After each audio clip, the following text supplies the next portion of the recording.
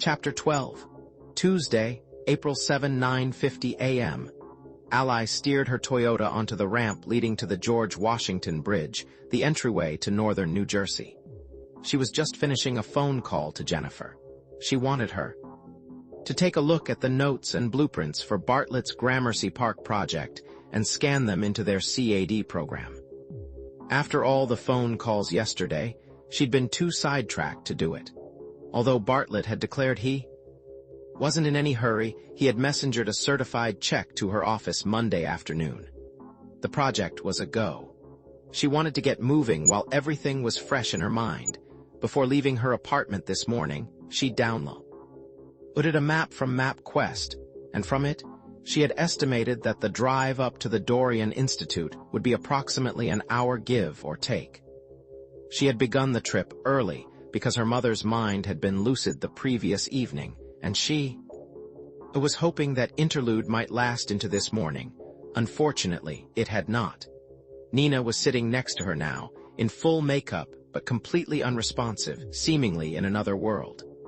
When Ally arrived at the Riverside Drive apartment to pick her up, Maria, now silent and uneasy in the backseat, reading a Spanish novel, met her at the door with a troubled look and shook her head sadly. "Miss Hampton, I know she was all right when you were here last night, but this morning, she may not recognize you. She'll most likely snap out of it and be okay later on, but right now she's just in a fog. It was all I could do to get her ready." When Ally walked in, Nina was sitting in her favorite chair, dressed in her favorite black suit. Her makeup was perfect, thank you, Maria. "Hey, sweetie, you look great." Nina stared at her as though trying to place the face and said nothing. She just looked confused and very, very sad. "Dear?" Odd, Ally thought. This is the first time she's completely failed to recognize me. It was so disheartening. Last night, when Ally had come up to discuss whether or not she still wanted to explore Dr. Van de Villiers' experimental treatment, Nina had been completely cognizant. Ally had tried to explain the concept of neural tissue regeneration using stem cells, which was difficult since she barely understood it herself. "Mom," she had said, "this might be something that could reverse some of the damage to your memory. At least keep it from getting worse.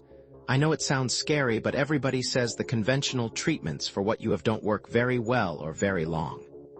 "Then let's go out there and talk to him, honey.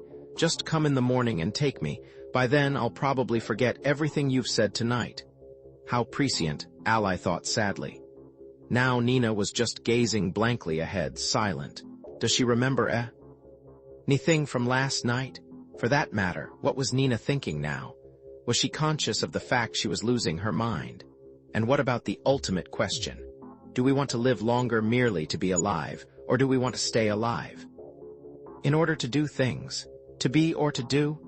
In her mother's case, she knew it was the latter. Nina had always been full of life, ambition, and projects. Would she want to go on living if none of those things were possible? You never know for sure. About other people, even your own mother, but Ally suspected she would rather not live to see that day. Now, though, was she even aware it was coming? Ally thought back about the first signs. Nina hadn't yet turned 65 when she abruptly started having trouble remembering little things. She began forgetting where she'd put items, and she gave up on remembering phone numbers and dates. Initially, it had just seemed like a lot of senior moments run together. Very puzzling, but then it got worse.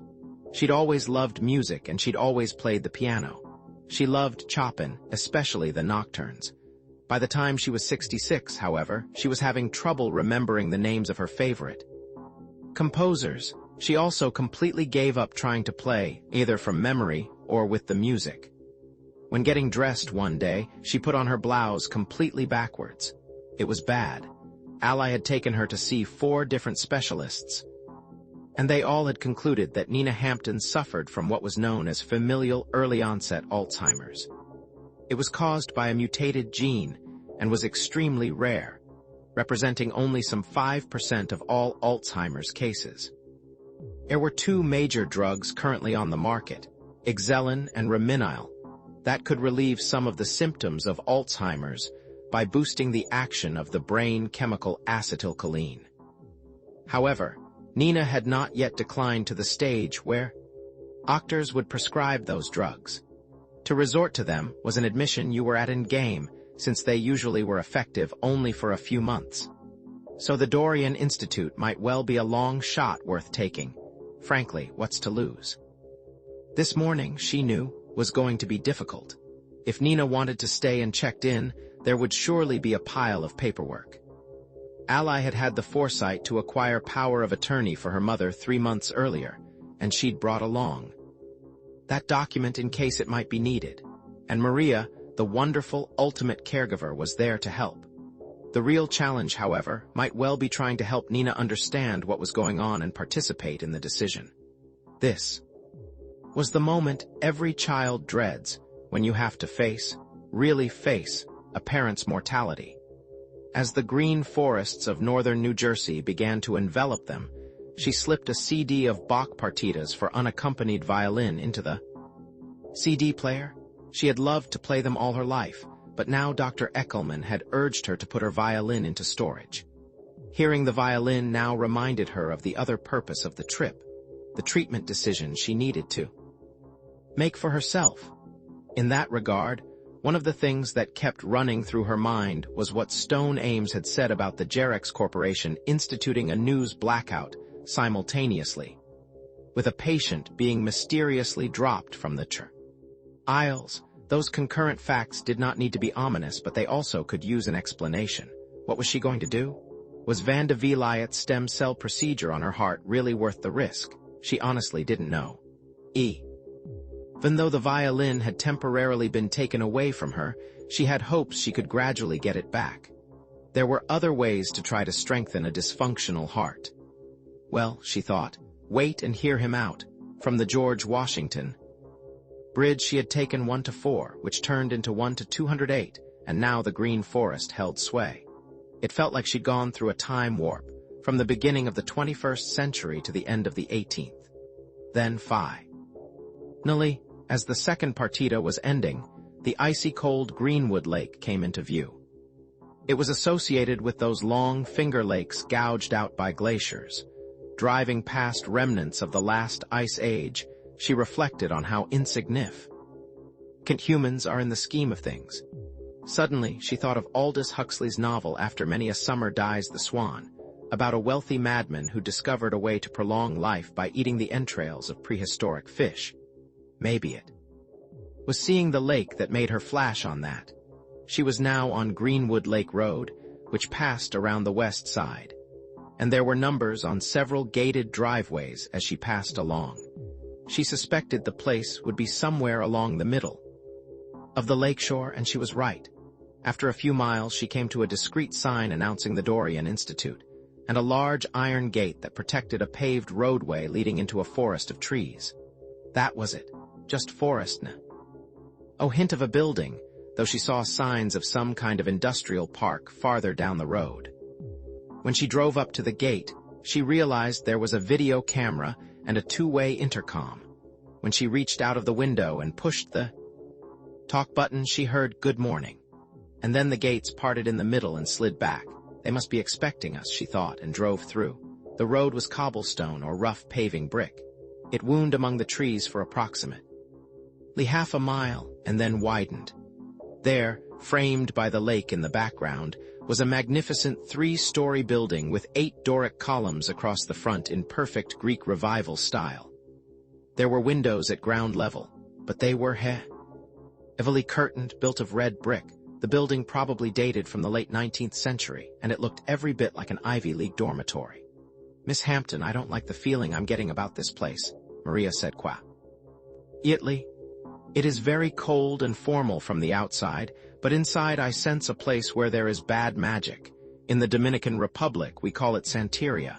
I can always tell these things." Ally knew and respected Maria's sixth sense.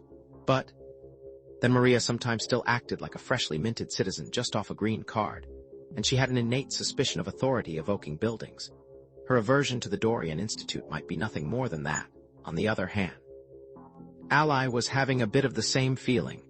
There was something formidable and foreboding about the place that seemed out of keeping with its supposedly benign purpose.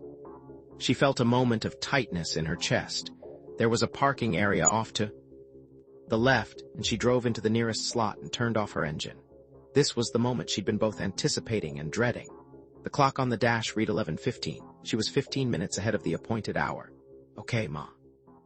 "How do you feel?" Nina turned and stared at her, uncertainty in her eyes. "Where are we, Ally? I don't recognize anything." "This is the institute I told you about last night. Can you remember anything we talked about then?"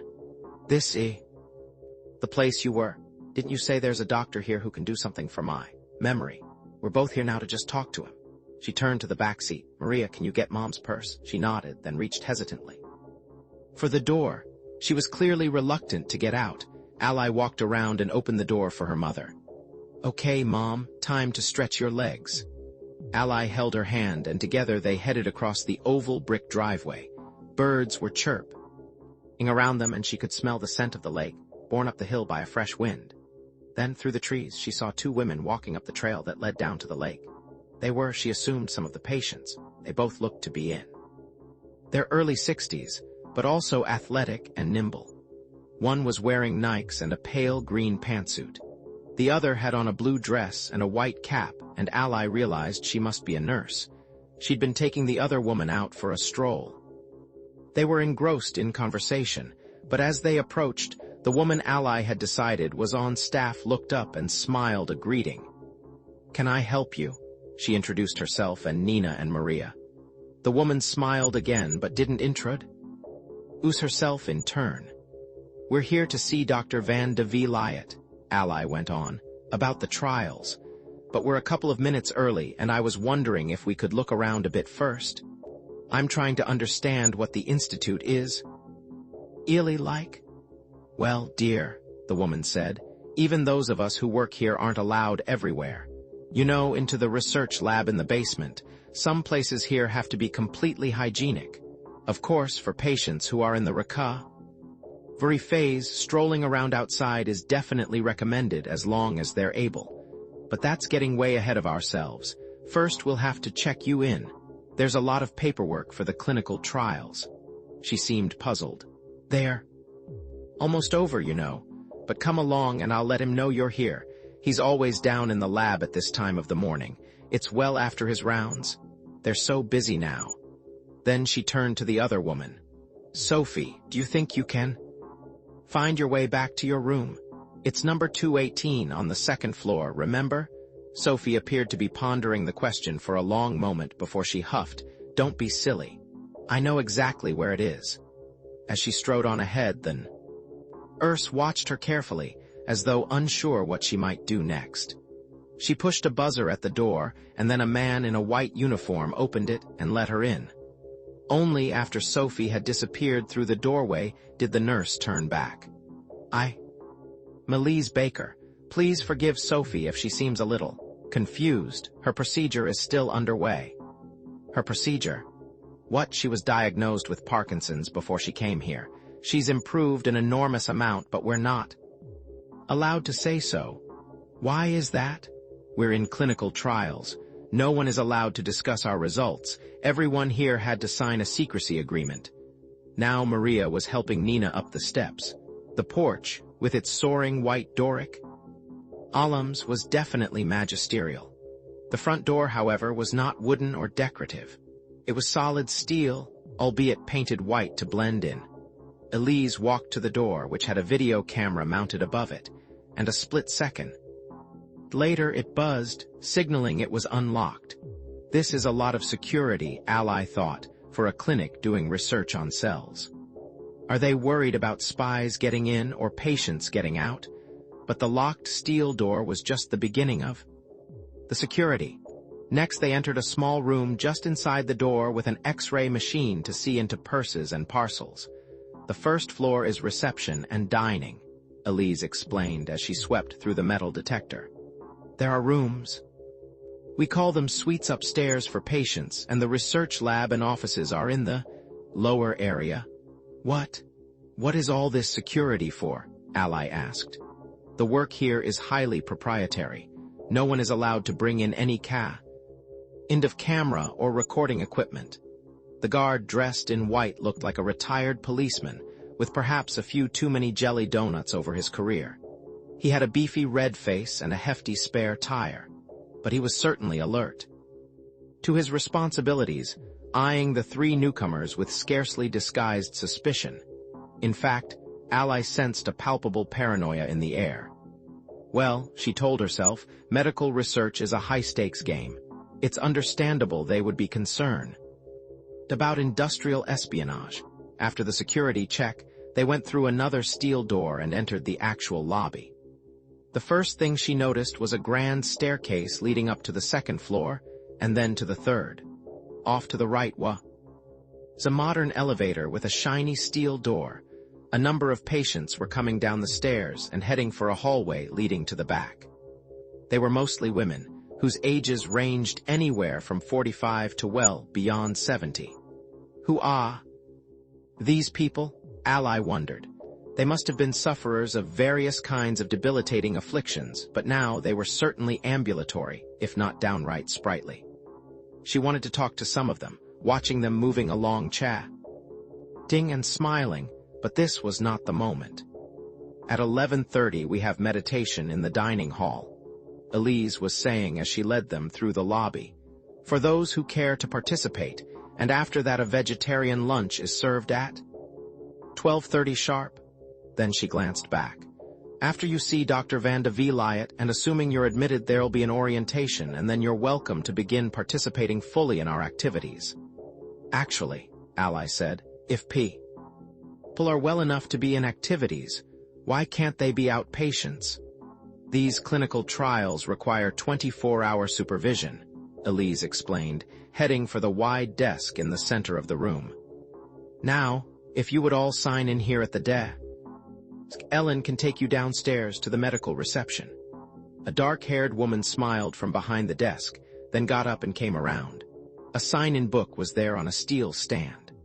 Ally finally noticed that light classical music was wafting through the room, Tchaikovsky's Swan Lake Suite.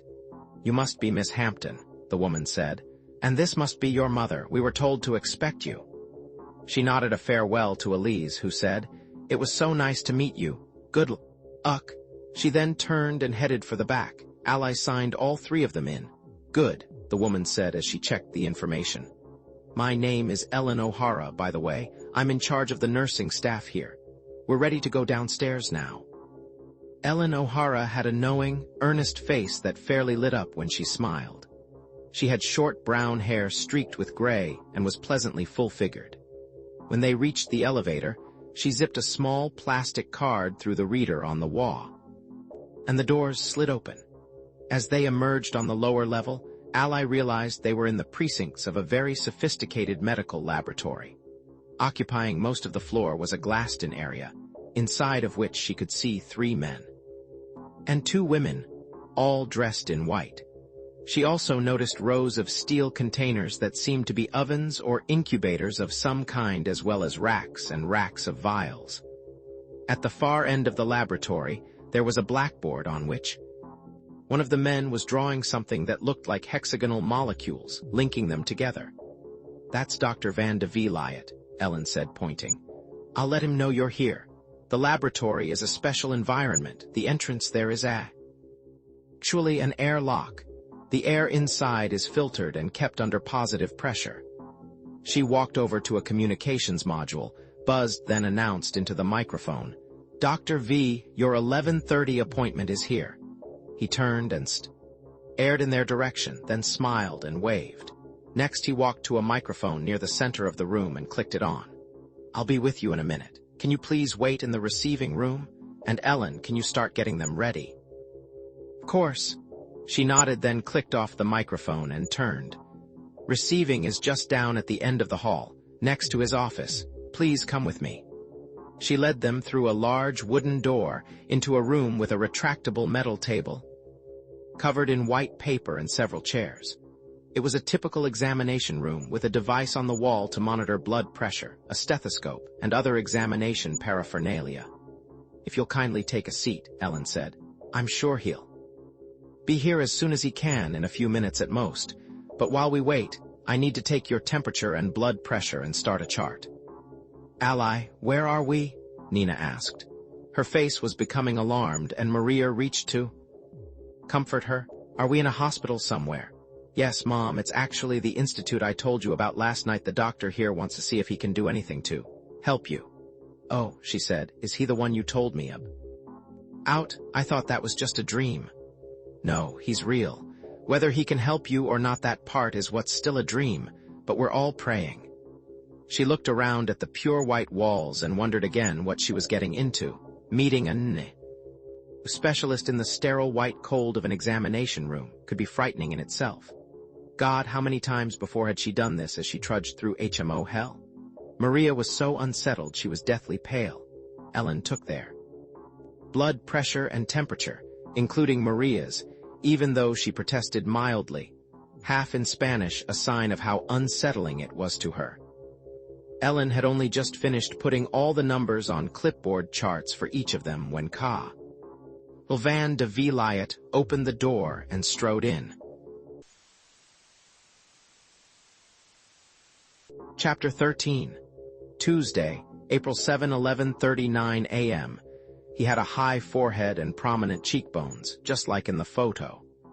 And just as in his photo, there was a genuine dichotomy between his face, which looked to be early 40s and unwrinkled, and his gray eyes, which were much older. That was it. That was what seemed odd. He was different ages. Underneath his white lab coat, he was wearing a black suit and an open-necked blue shirt. Ally noticed that. His fingers were long and delicate, like those of a concert pianist, and overall, he had a kind of ghostly presence, as though he were more spirit than man. Although he looked exactly as he did in the photograph in the Xerox Corporation brochure, in person there was an added dimension, a kind of raw magnetism about him. It was more than simply a physician's bedside manner, it was the allure of a Pied Piper. The first thing you wanted to ask him was, how old are you, really? Maybe the next thing you'd want to do was ask him to dinner. What had she expected? Maybe a self-absorbed nerd researcher in wrinkled, stained lab attire, anxious to scurry back to his test tubes. But in person, Van de Villiet was debonair and youthful, living proof that his photo wasn't retouched and was recent. He had to be 20 years older than she was, easily, but to look at him you'd guess he was close to the same age. She was dying to ask him about that, but she couldn't think of a polite way to raise the subject. She introduced herself. We spoke yesterday. Then she introduced her mother and Maria. Mom and I talked last night about the clinical trials, and she said she's interested. This morning, unfortunately, I'm not sure she remembers what we discussed. He placed a hand on Nina's shoulder and studied her face as he smiled at her, embracing her with his eyes. Well, we're going to see what we can do about it, aren't we, Mrs. Hampton? I've got a question right up front, Ally said. Have we already been entered into the National Institutes of Health clinical trials? He seemed taken aback for a moment, caught off guard, but then he stepped up to the question. As a matter of fact, I did take the liberty of authorizing the preliminary NIH paperwork for both of you. Of course, it doesn't obligate you in any way. The thing is, there's a lot of red tape, so if you'd decide to participate, the sooner we get that part started, the better. On the other hand, if you decide not to, we can just terminate everything at this preliminary stage, and you won't even be part of the official record. Well, I thought that undoubtedly explains why Stone saw our names on the NIH website. But why did Van de Villiet look so funny when I brought it up? He focused on Nina. Mrs. Hampton, I'm Dr. Van de Villiet. You're a pretty lady, and we've had some luck helping other ladies like you. Honey, if I had you in my bedroom, then maybe you could help me. Oh my God, Ally thought, she's about to go ribald on us. But that's a sign she's coming out of her But then she had another thought. Maybe Nina sensed he was older than he looked. Like that paranormal perception that told her Grant was involved in something evil. So far, however, that particular perception hadn't panned out, though and clearly was up to something. Maria was mortified. She blushed and made a disapproving animal noise low in her throat and turned her face away, but Van de Vliet simply smiled even more broadly. "Mrs. Hampton, I don't think. You should be talking that way in front of your daughter." He gave her a wink. "What you and I do together is none of these people's business, but I do think we should consider keeping them informed if only a couple of hints." Ally found herself wanting just to listen to his voice. There was an intelligent warmth about it that reminded her of a kindly professor at Columbia, a truly gifted architect who also could quote Keats and make you cry. You wanted to give herself to him. My God, she thought, how am I going to stand up to this man? "There are some issues you and I need to discuss," he said, turning back to Ally.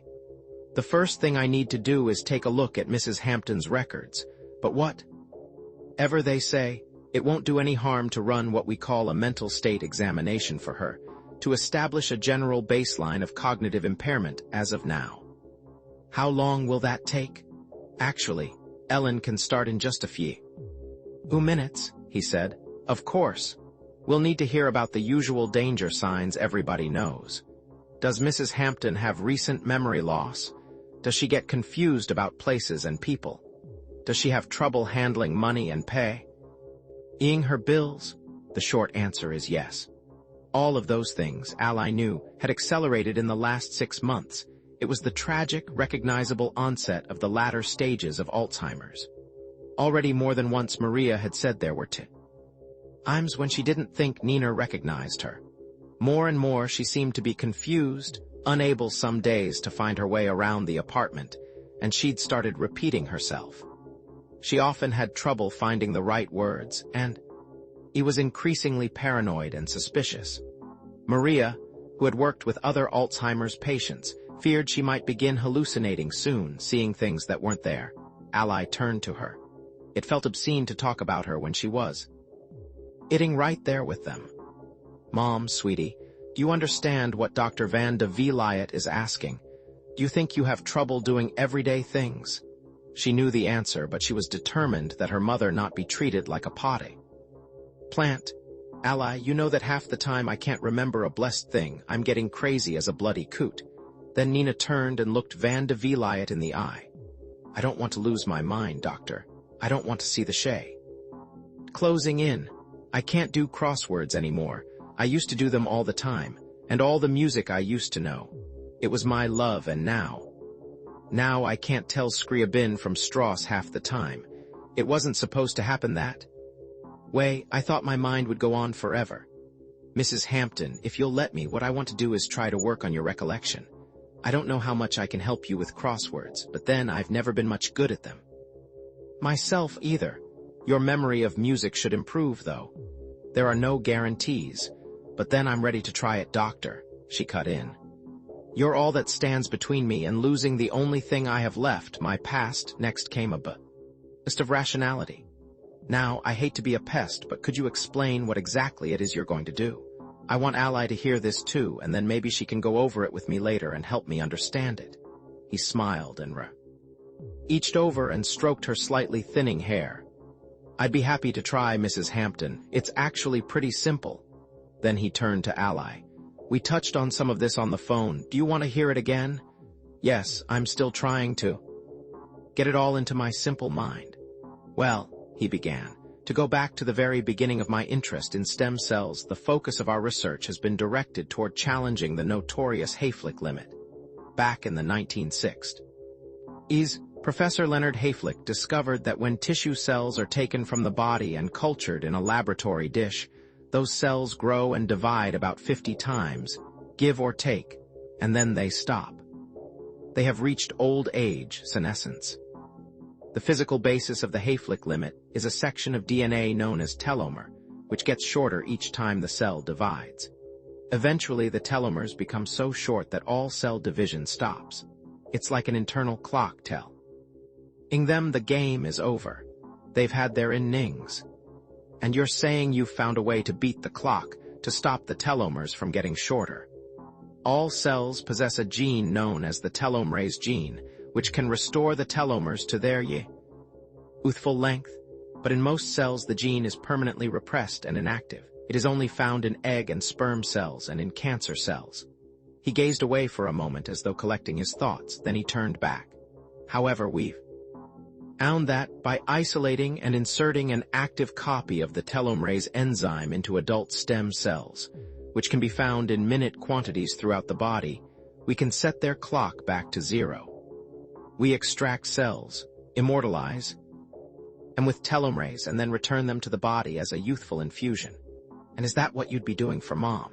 There'd be a series of injections, but given what appears to be her level of mental awareness right now, the procedure probably can be accelerated.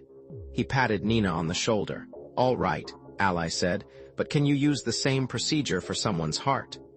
Well, yes and no, he said. Did you bring your medical records? I should have a look at them before or making any pronouncements. To prepare for this moment, she'd printed off a copy of the medical files she'd scanned into her computer. There are a lot of files, she said, opening her bag. I've got copies of my ex over the past 11 years. Dr. Eckelman, my cardiologist, says my condition is getting progressively worse. She took the folder out of her bag and handed it to him. He flipped through the files with what seemed an absent manner, almost as though he already knew what was in them and was just going through the motions. Then he looked up. Well, your physical condition looks pretty good. You clearly exercise, and I don't see anything here that would suggest a complication. As to how your procedure might differ from your mother's, I guess the main area of concern is simply the scale. He laid her files on the steel table. Your heart has reached the stage of aortic valve stenosis, where cardiac output no longer can keep up proportionately with vigorous exercise, and that has put an even larger strain on an already weakened condition. What we are about to undertake here corresponds to what might almost be considered an aortic valve replacement, though it's done at the cellular level. We call it regenerative medicine. Millions of cells will be involved, will attempt to reverse the calcification, and also to develop new blood vessels that supply the heart muscle. You know, this is so risky. I remember that not long ago they tried to use fetal cell injections into the brain for treating Parkinson's disease, and it turned out that the side effects were horrendous. Why should I assume that this is any safer? He looked pained. I assure you we don't do anything here that is remotely like that particular, unfortunate procedure. She stared at the ceiling, trying to grasp what he'd just said. So how risky do you think this is? She asked finally. Truth time. He looked away again and sighed. There was a long silence in which he seemed to be pondering some extremely troubling thoughts. Finally, he turned back. In medicine, there is always something that can go wrong. Even the most innocuous procedure can end up being lethal if that's what the gods want that day. He looked at her intently and seemed to try to measure his words. But I wouldn't recommend we proceed if I didn't feel that the potential benefits far outweigh the risks. She listened, wondering. Something in his voice is sounding cagey. What is he leaving out? I still want to think about it, of course, but we can make some preparations in the meantime, Van de Villiet said, turning back to Nina. Mrs. Hampton, and do you understand anything of what I've said? Nothing is risk-free. Young man, if you'd lived as long as I have and then felt it all slipping away, you'd be willing to take a chance with anything. Mrs. Hampton, Alzheimer's is one of the more promising areas of stem cell research. We've already had successes here. I truly think we can help you. In fact, Ellen can start your preliminaries right now if you like. A lot of it you may have done before. For example, there's a game where you have to memorize the names of 3 unrelated objects, and you have to count backwards from 100 by 7s. Finally, there's a test where you copy sentences and symbols. He chuckled, and there was a warmth, but also a distant sadness. Some days I'm not sure I could even do it all myself. In any case, it's not something you pass or fail. But if we do enter you into the trials, you'll have to stay here for the duration. That's absolutely essential. We'd also like a caregiver to be here with you as long as it's necessary. Ally looked at Maria. Do you think you want to stay here with Mom? Maria's eyes were very sad. I could stay for a day or 2. But maybe we should talk. We can arrange for someone, Van de Villiet interjected. We routinely provide caregivers from our staff when called for. And because we're still in clinical trials, there is no charge. Ally watched Nina brighten and turned to Marie. You can bring some things from my closet when you go back. I want to start right away. I just know he can help me. I've got a feeling, and you know my feelings are always right. Ellen reached and took Nina's hand. Come, dear. We have a special office where we handle all the paperwork for admissions. We can do the tests there. Ally leaned over and kissed her mother. I love you, Mom, and I love your spirit. You taught me how to be a fighter a long time ago. And I guess you're still teaching me. Tuesday, April 7, 12:03 p.m. Carl van de Villiet watched the three women leave. Now he was alone with Alexa. So far, so good, he thought. With her mother checked in, we're partway. There. Now what is it going to take to get her with the program? I'm not sensing commitment. She's asking too damned many questions. It looks like we may have to go to Plan B tomorrow. Too bad. After the door was closed, he turned back. Your mother is quite an inspiration, he said with a smile. I'll need those tests to create a baseline, but already I can tell she'll almost certainly respond to the treatment. She fits our success profile. I'd say the odds are hev. Illy on her side. Then he darkened his look for effect. Better let her know I don't have to do this, he reasoned. The truth is, we already have enough data on Alzheimer's that I don't really need any further clinical trials. I know the parameters of what the procedure can do and what it can't. But when Grant told me about his mother's condition, I saw no reason not to work her into the trials. We're winding down now and we have some empty beds. Don't think. I'm not grateful, she said, even though I may ask a lot of questions. She got the message, he thought. Good. Alexa, I'm now going to tell you something I've never told anyone else, he went on, feeling a tinge of sadness arise in his chest. He hadn't planned to say this, but for some reason he now wanted to, perhaps because it was true. My late wife, Camille, was a brilliant medical researcher. We worked together for many years, first at Johns Hopkins and at Harvard. What took her from me was a heart condition very similar to your own. That was over a decade ago, and I vowed I would dedicate my work to her. I wanted the final clinical trial in this program to be on a young person with advanced valvular stenosis, but I could never find a patient who matched that profile. But you would be perfect. He looked carefully at her. It was all so true, which made this whole scene especially poignant. I'm sorry about your If, Ally said. I read in your, you see, if I can succeed with you, it would almost seem as though I'd had a second chance to save her life. You bear such a striking likeness to her in several ways. You look something like her, but more. Importantly, I sense that you share her indomitable will. So I'm not just another statistic to you.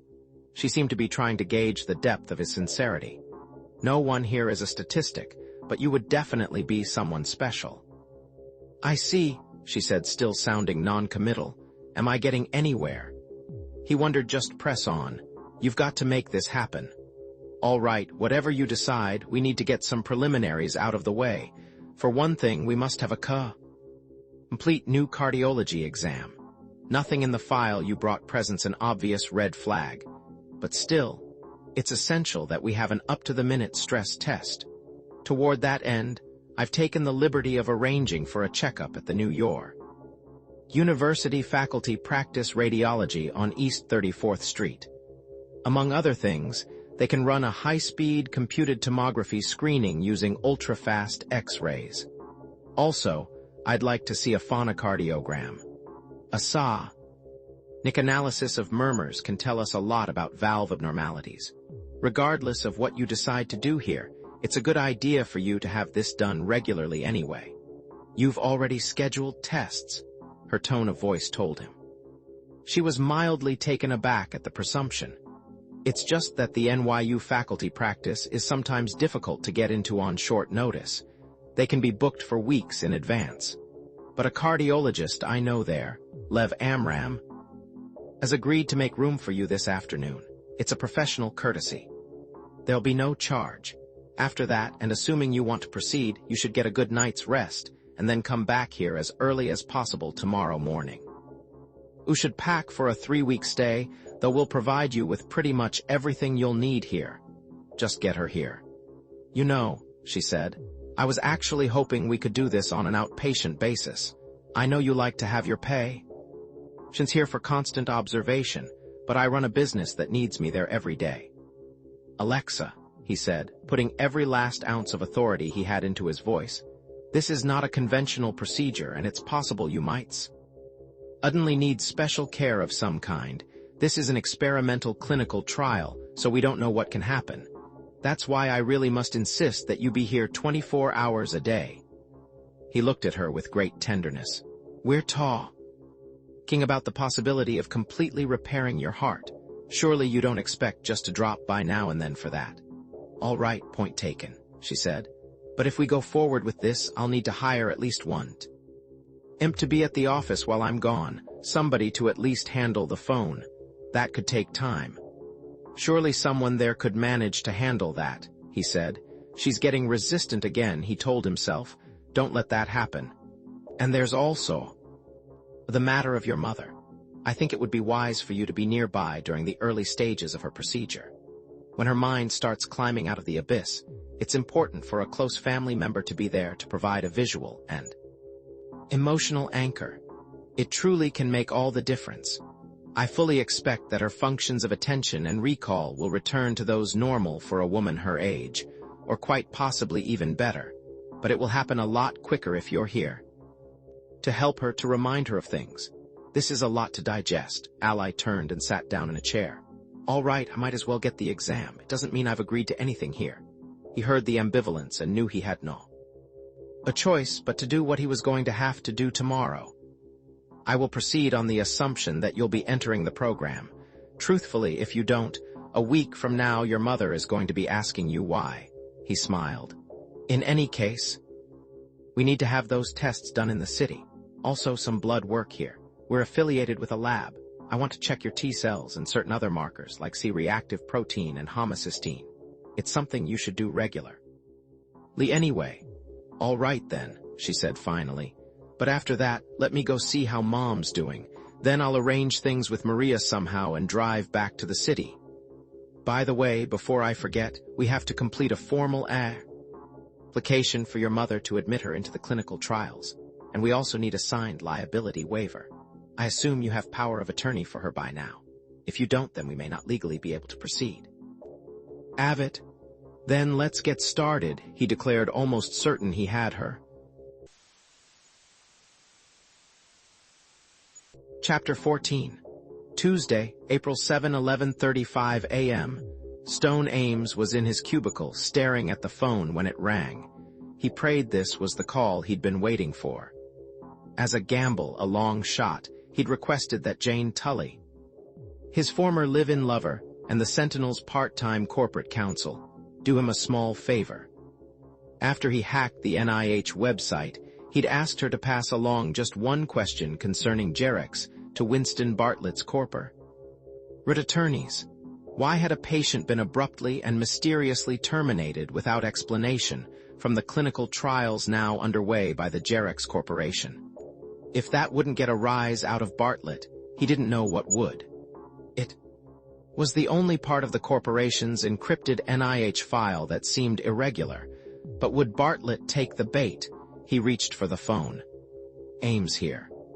Around him came the clatter of computer keys and muted laughter from the direction of the water cooler. Everybody had watched a TiVo of the latest Sunday night, and they were still critiquing the shows. Mondays were everybody's day off, so Tuesdays were the first chance to catch up. The staff was also starting to rev up again for the coming week's edition, everybody with the hope that their particular assignment would have legs and make its author a household name. Stone, however, felt like this was either the first day of the rest of his life or the last day of a career built on dealing to inside straits. This cannot go on much longer, he kept telling himself. It was an unstable condition. His soul was already over the fence, keeping company with that wild, free ox he liked to muse about. Stone, came a husky female voice, strained and yet strong. Just as he'd hoped, it was Jane, whose office was down on the 3rd floor. Can you come down, right now? Did you hear back from Stone? She admonished, her voice growing. Jint, just come down. Do it now, all right? Sure. He paused a moment, wondering. Why did she sound so upset? Had his plan somehow backfired? I'm on my way. He glanced up at the fluorescent light over his head like a hovering spaceship, and wondered if this was going to be the break he had been praying for. There was a nervousness in Jane's voice that indicated something major was afoot. Something was about to change. He switched off his compact laptop and reached for his brown corduroy jacket, which was hanging from a hook on the side of the glass-walled cubicle. He straightened his brown knit tie as he stepped on the elevator, and for some reason he found himself thinking of his daughter, Amy. He mimed a toast. Here's looking at you, kid. She was in the 5th grade and lived with her mother, Joyce, in a small condominium nestled in the hills near El Cerrito, where his ex-wife grew up. Joyce was a television producer who had left him to go back out there, where she got work as a garden designer. When he got over the shock, he finally concluded she loved California more than she loved him. Maybe not an unreasonable choice, but then she got custody of Amy, based solely on the fact that his income was inadequate to send her to private school in New York, and the public schools were out of the question. But Joyce had agreed that if he ever had the money, she could live with him some of the time. This book, he hoped, would make that happen. He still didn't know why he and Joyce couldn't have made a go of it. It had occurred to him that there was the real possibility she had fallen in love with the idea of a dashing investigative reporter. Not the grueling reality. These days, she had Amy all the time except for 3 weeks in July, and he had so many things to regret he scarcely knew where to start. He kept a year-old photograph of Amy on his desk, in a frame. Too expensive for a snapshot of a young girl on a black horse named Xena. But it was Xena that his $1,500 a month in child support had helped to pay for, and he felt it somehow bonded them. Hi, Dad. From me and Xena went the inscription. Why was he thinking about her now? He wondered. The answer was because he wanted her world to be different from the one he had known as a child. He hadn't had a father around, and that had left him with a lot of anger. He didn't want the same fate for her. Amy's world, he knew, was going to be very different, no matter what he did. To be young like her and starting out was a daunting prospect these days. He wanted to make everything easier for her, but the only thing he could give her now was a measly $1,500 every month and his unshakable love. Even so, that was more than his mother, Karen, got for child support from a natural father. He had never actually seen in the flesh until he was 11, and that was a chance encounter. So, if this book got some traction and he got some recognition, along with some economic security, he might be able to have Amy come back and live with him. It was something she'd said she wanted to do, though he wasn't sure where he would keep Xena, but all in good time. Now, everything depended on the book. The elevator door opened and he stepped out on the 3rd floor.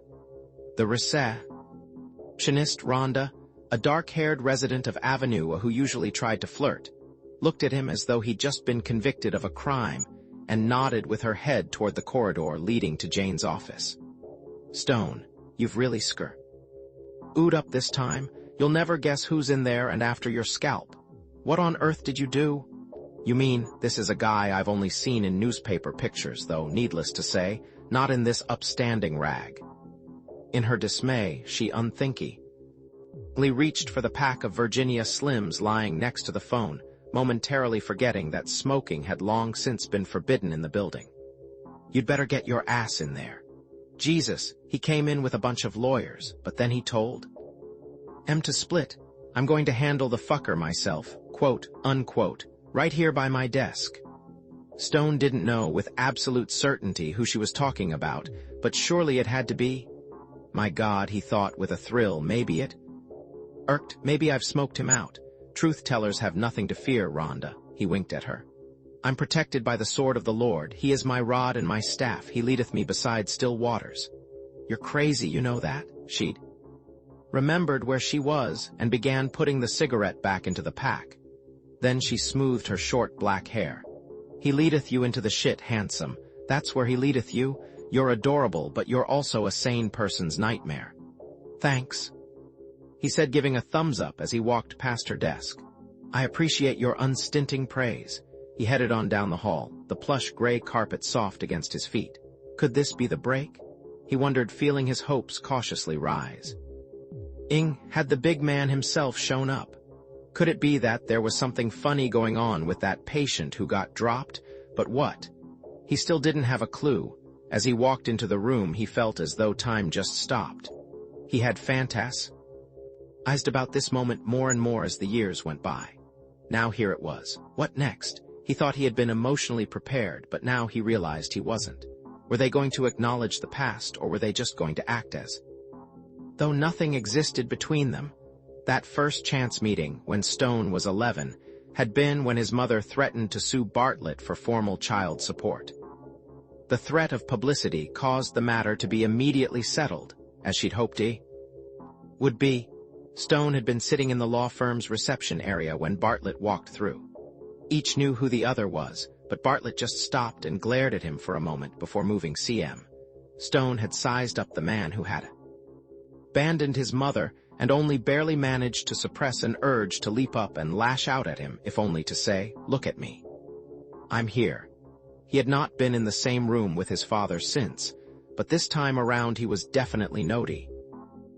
Winston Bartlett looked just as he did in news photos. He was in his late 60s, with thinning blonde hair that was cut too long and shaggy in the back.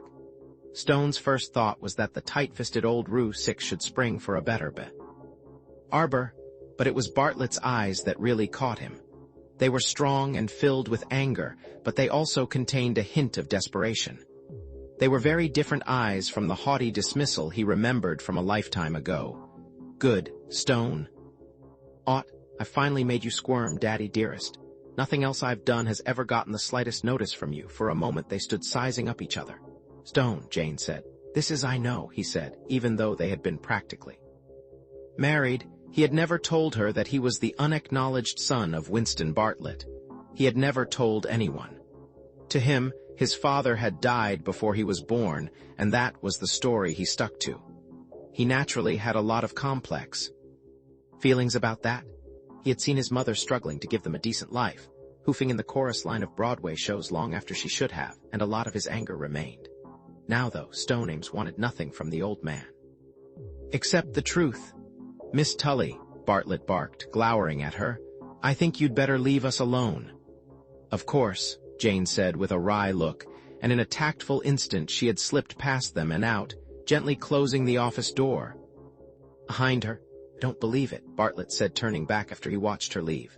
"You're trying to blackmail me, you little prick.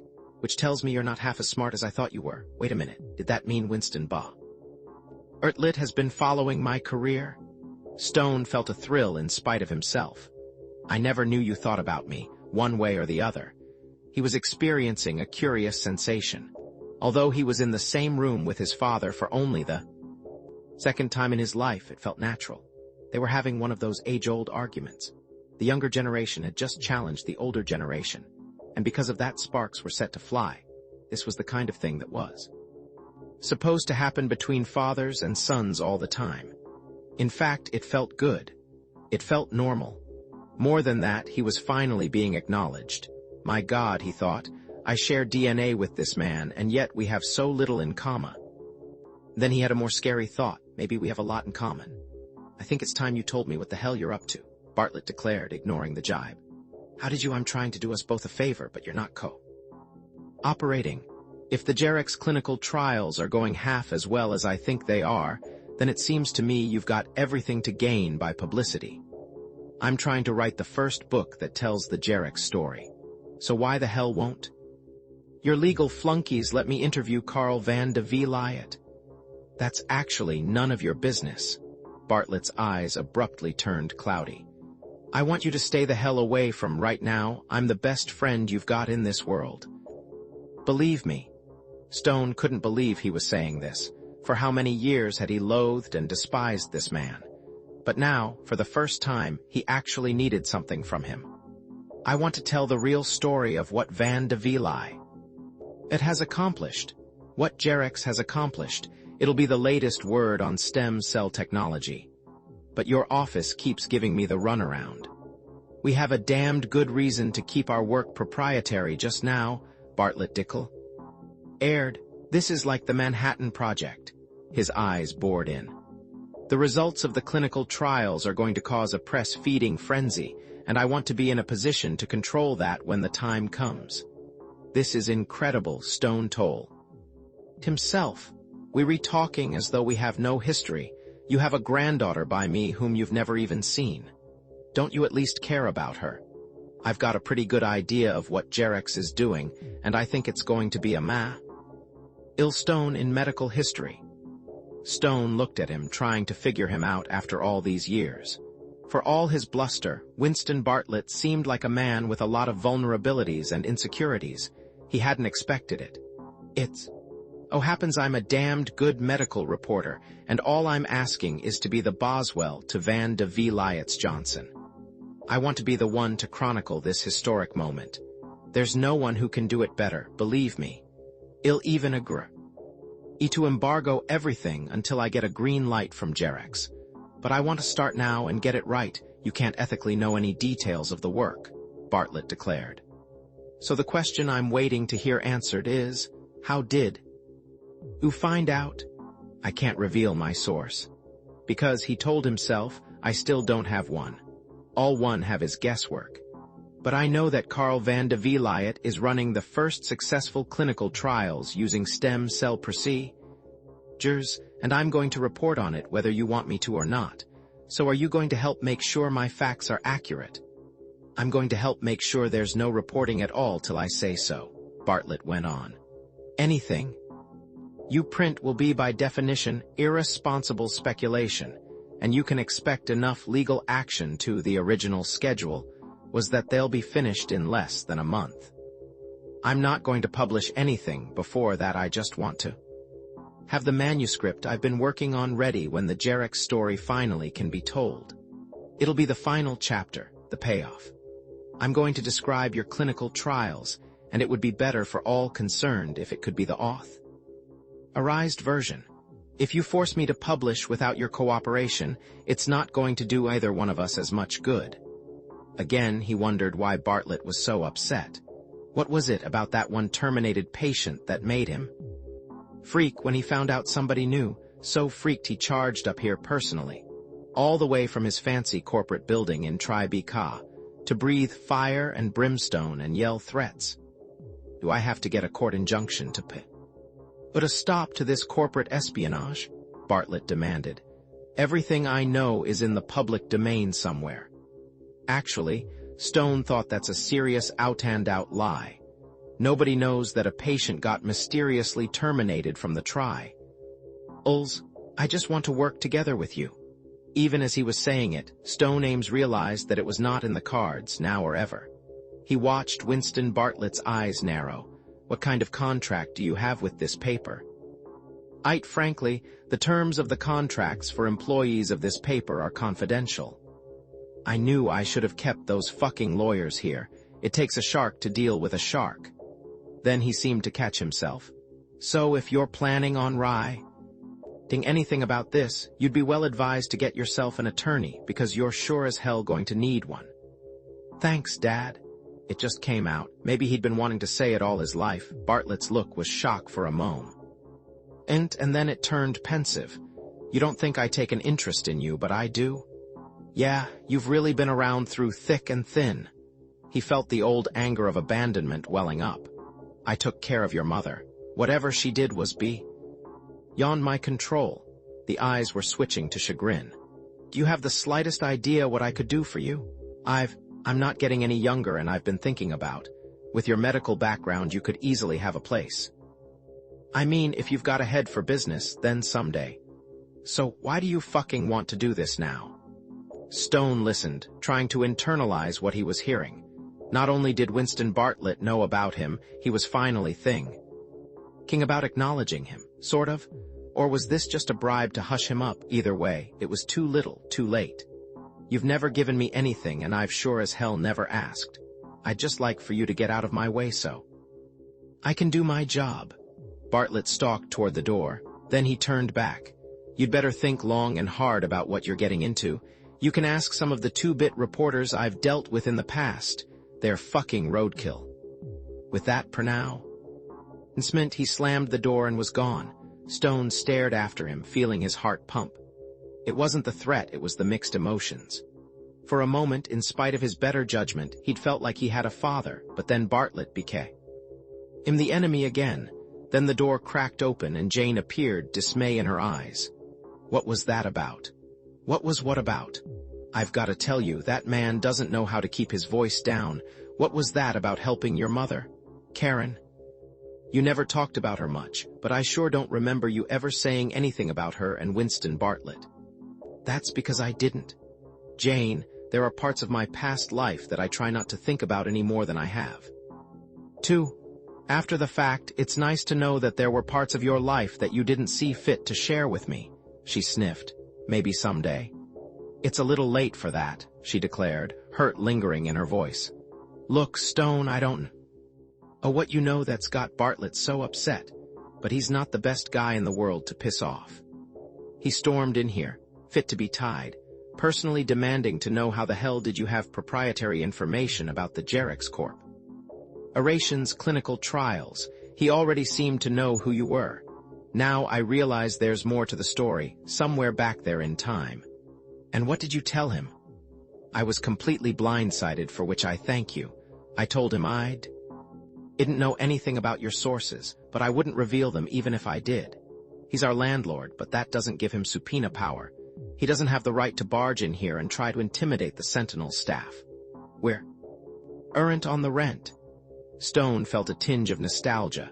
Sometimes her gold-plated bitchiness was the very thing he admired most about her. Well, thanks for sticking up for me. Maybe I've got him upset enough that he'll come around eventually and decide it's better to have me inside the tent where I can be monitored.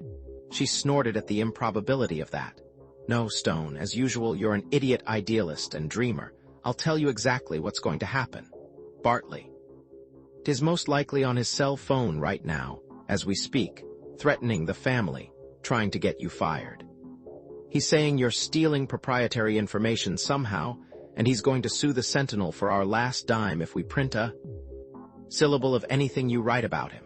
That's his next move, Stone. I expect my phone to ring in approximately 14.5 minutes. Their attorneys are going to tell me to tell Jay to get you under control. That's what's going to happen.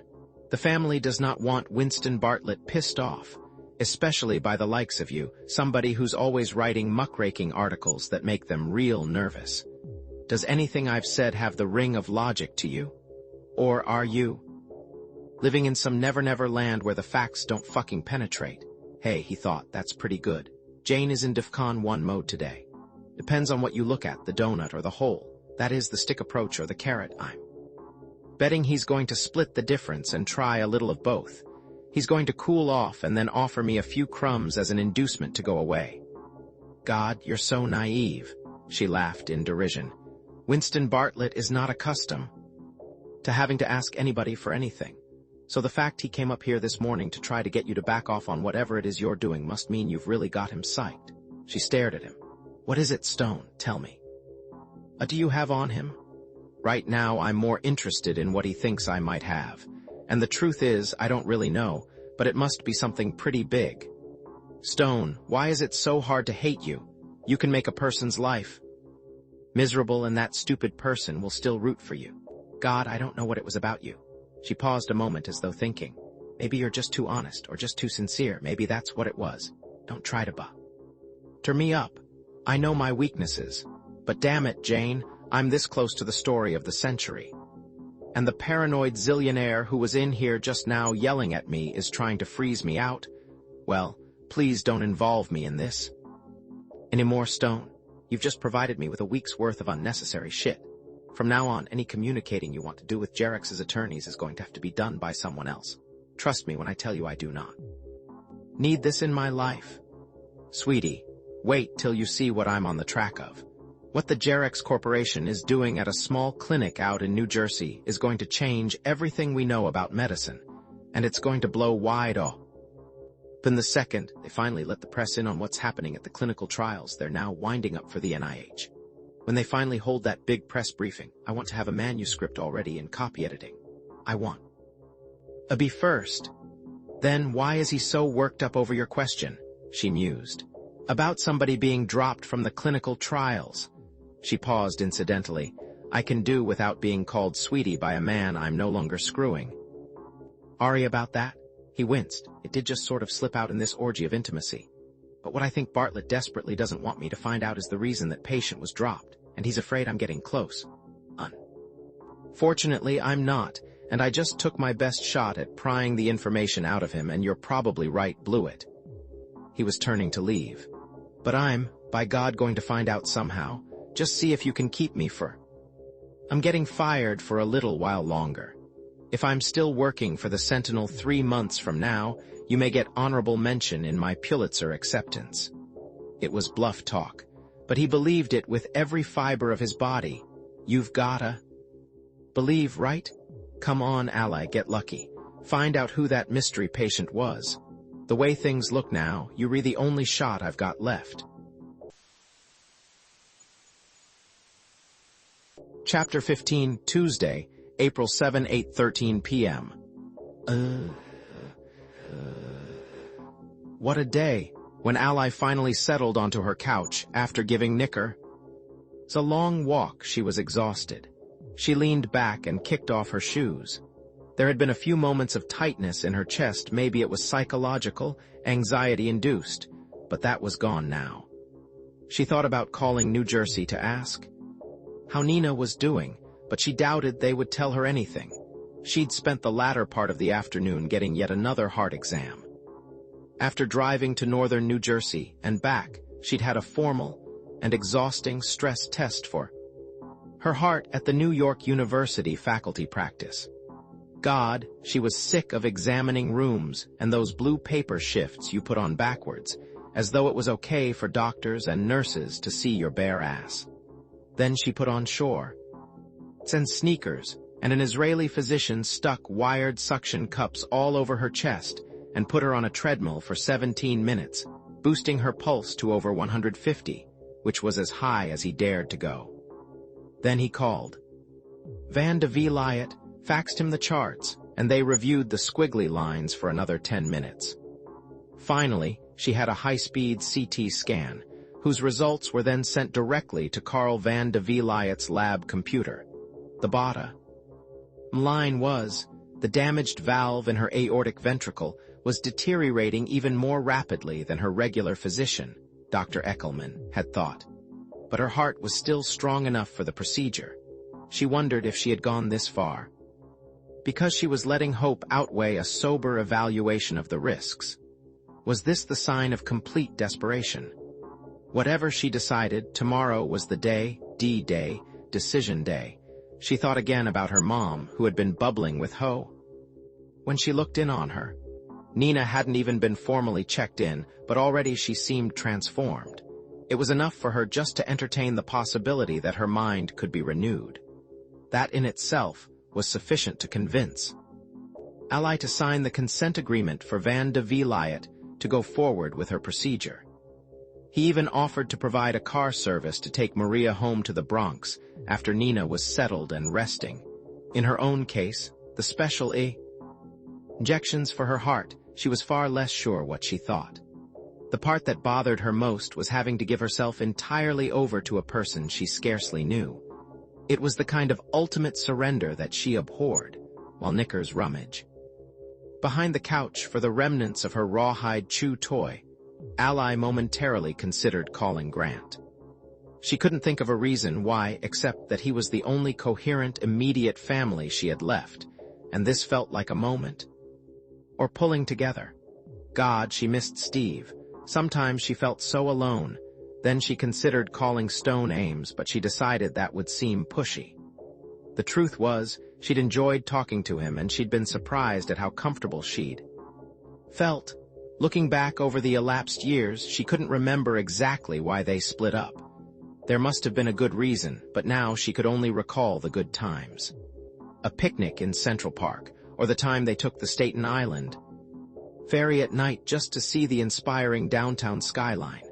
With those jumbled thoughts cluttering her mind, she finally got around to remembering she hadn't checked her phone machine. She got up off the couch and went into the bedroom. There were 3 calls, and at first she thought she was too exhausted to check them. But no, that was irresponsible. She was running a business. "Hi, Ally, it's me." The voice was Jennifer's. "No emergency, but call when you get in and let me know how it went, okay? Not tonight." There was too much to explain and she was too tired. She went to the second message. "Hi, it's me again. I need you to look over the Jameson design, that Italian marble bath. They're having trouble getting the washer. Some kind of strike at the quarry. What can they substitute? But remember, it's got to be absurdly overpriced or they'll assume it's crap. If I don't hear back from you, I'll fax you some stuff in the morning." Okay, she thought. These rich clients love to show off. I'll get them what they should have ordered in the first place, knowing them. Stone from the quarry near Agra, where they got the marble for the Taj Mahal. That ought to be ostentatious enough. It'll take an extra couple of months, but that will impress them even more. As she considered going to the third message, she had a feeling of misgiving, though in truth there were several people she wouldn't mind hearing from. Or maybe the Dorian Institute had called out Nina. Maybe she'd freaked. This whole thing was happening way too fast. In any case, she didn't really want to talk to anybody right now. What she really wanted to do was sit and think, maybe run the whole thing by Stone and get his take tilde horizontal ellipsis tilde. She decided to check out the third message. "Hi, it's your intrepid reporter, just checking in to see how it went today. It's just after 8 and I'm at home. I may not be able to or this place much longer, given all the excitement I've had today, so call me while I still have an apartment and a phone." She felt a ripple of excitement, and the feeling pleased her. Maybe she did have someone stable and rational in her corner, someone who understood the risks and possible rewards of going forward with the procedure. She'd put his number in her palm, which was in her bag, and she went back to the living room, poured herself a glass of wine, and then retrieved it. She heard him pick up on the second ring. "Hi, it's Ally. Thanks for checking on me. I'm really not in the greatest shape at the moment." "Oh yeah, so how'd it go?" "Well, I met Dr. Miracle." She paused. "Oh, quite how to handle you, Stone. Are we having some kind of reunion? The affair redux. Are we friends all over again? 2 days ago, all we had were memories. Then I start getting phone calls from you. I still don't know but I'm supposed to think. I'll tell you what I think. I think we're playing this by ear. I don't know what you've been doing for the years that I haven't seen you. I don't know what you know about me. So this is kind of like a blind date with a lot of baggage." "I agree," she said, then hesitated. Her resolve was melting. "I might as well say this. Is it too late to come down and talk? I thought I was tough enough to handle this on my own, but I definitely could use psychological support. Give me the address. I could use a little support myself. I got TL written today, I think, by somebody who would like to crush me like a bug. And easily could. I'll spare you the ironies, but you and I may have more in common than you think. My interest in the Jerex Corporation has just gotten extremely personal." After she hung up, she felt energized and she decided to give Jennifer a call after all. In truth, she wanted to tell her about Stone and to get her take on whether seeing him was a good idea. Aren't these second-time-around things always doomed? "Hi, Jen. I'm home and I'm making all kinds of fateful decisions." "So what happened? Are you going to be a guinea pig for that clinic? Is that what you think it amounts to?" She couldn't tell how serious Jennifer intended to be. "I'm still debating it. Mom loved the place." "Well, good for her, but you're still not sure about you?" "I'm leaning." She paused.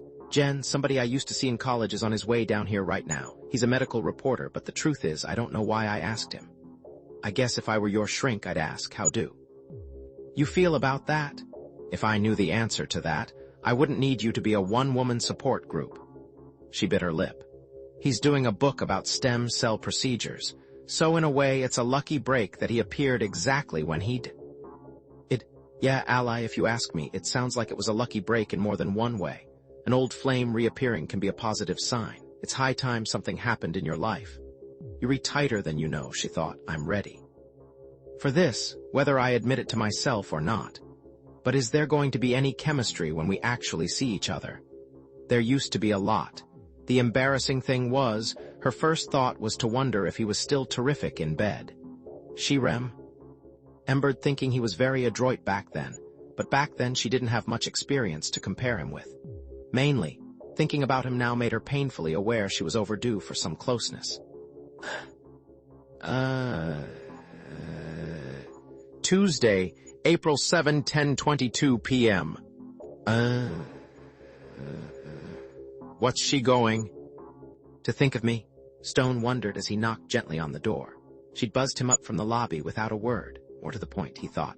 What am I going to say if she wants an opinion about whether she should undergo the procedure or not? So far, the only evidence I have that the clinical trials are working is circumstantial. The patients who have been through the sequence and discharged. So how can I, in good faith, advise her one way or the other? But, he then concluded, I'm getting way ahead of myself. She may take one look at me and decide she was right to dump me the first time. Nice building, though. Housing for grown-ups, not like the one-bedroom starter setup I've been reduced to. He always hated the idea of ringing a bell on an apartment door, and a second later it opened. Alexa Hampton and Stone Ames just stood awkwardly for a moment and stared, taking each other in. Finally, you look great. They both said it simultaneously, and that served to make the moment even more awkward. Well, he said finally into the silence, you do. And he meant it. There was, however, a lot of strain on her face and her eyes. The mark the years had left seemed more psychic than physical. You don't look so bad yourself. God, it seems like a lifetime ago when we went to our separate corners, he said after another long, contemplative pause. Then he stepped in and she closed the door. He didn't try to peck her cheek, for which she looked relieved. Tell me how you're doing, really. You really want to know? Okay, this afternoon I had a heavy-duty heart checkup. Nobody wants to put odds on this thing. But my condition is getting worse. She led him through to the living room. Then we should talk, he said, looking around. I love your loft, by the way. You make me envy you. You should see the makeshift quarters I live in. I'm sort of waiting for my ship to come in. The truth is, Stone, that I no longer know the first thing about you or your life, and I think I'd like to. Had we but world enough and time. He smiled. We'll get around to the catching up, but I don't flatter myself that you asked me down at this hour to reminisce about our respective pasts. You've already got me figured out. She made a face. I don't know whether I like that or not. By the way, would you care for something you used to like scotch, right? The operative part of that statement is used to. These days, I try to avoid anything harder than beer. I was starting to have an ethanol dependency problem.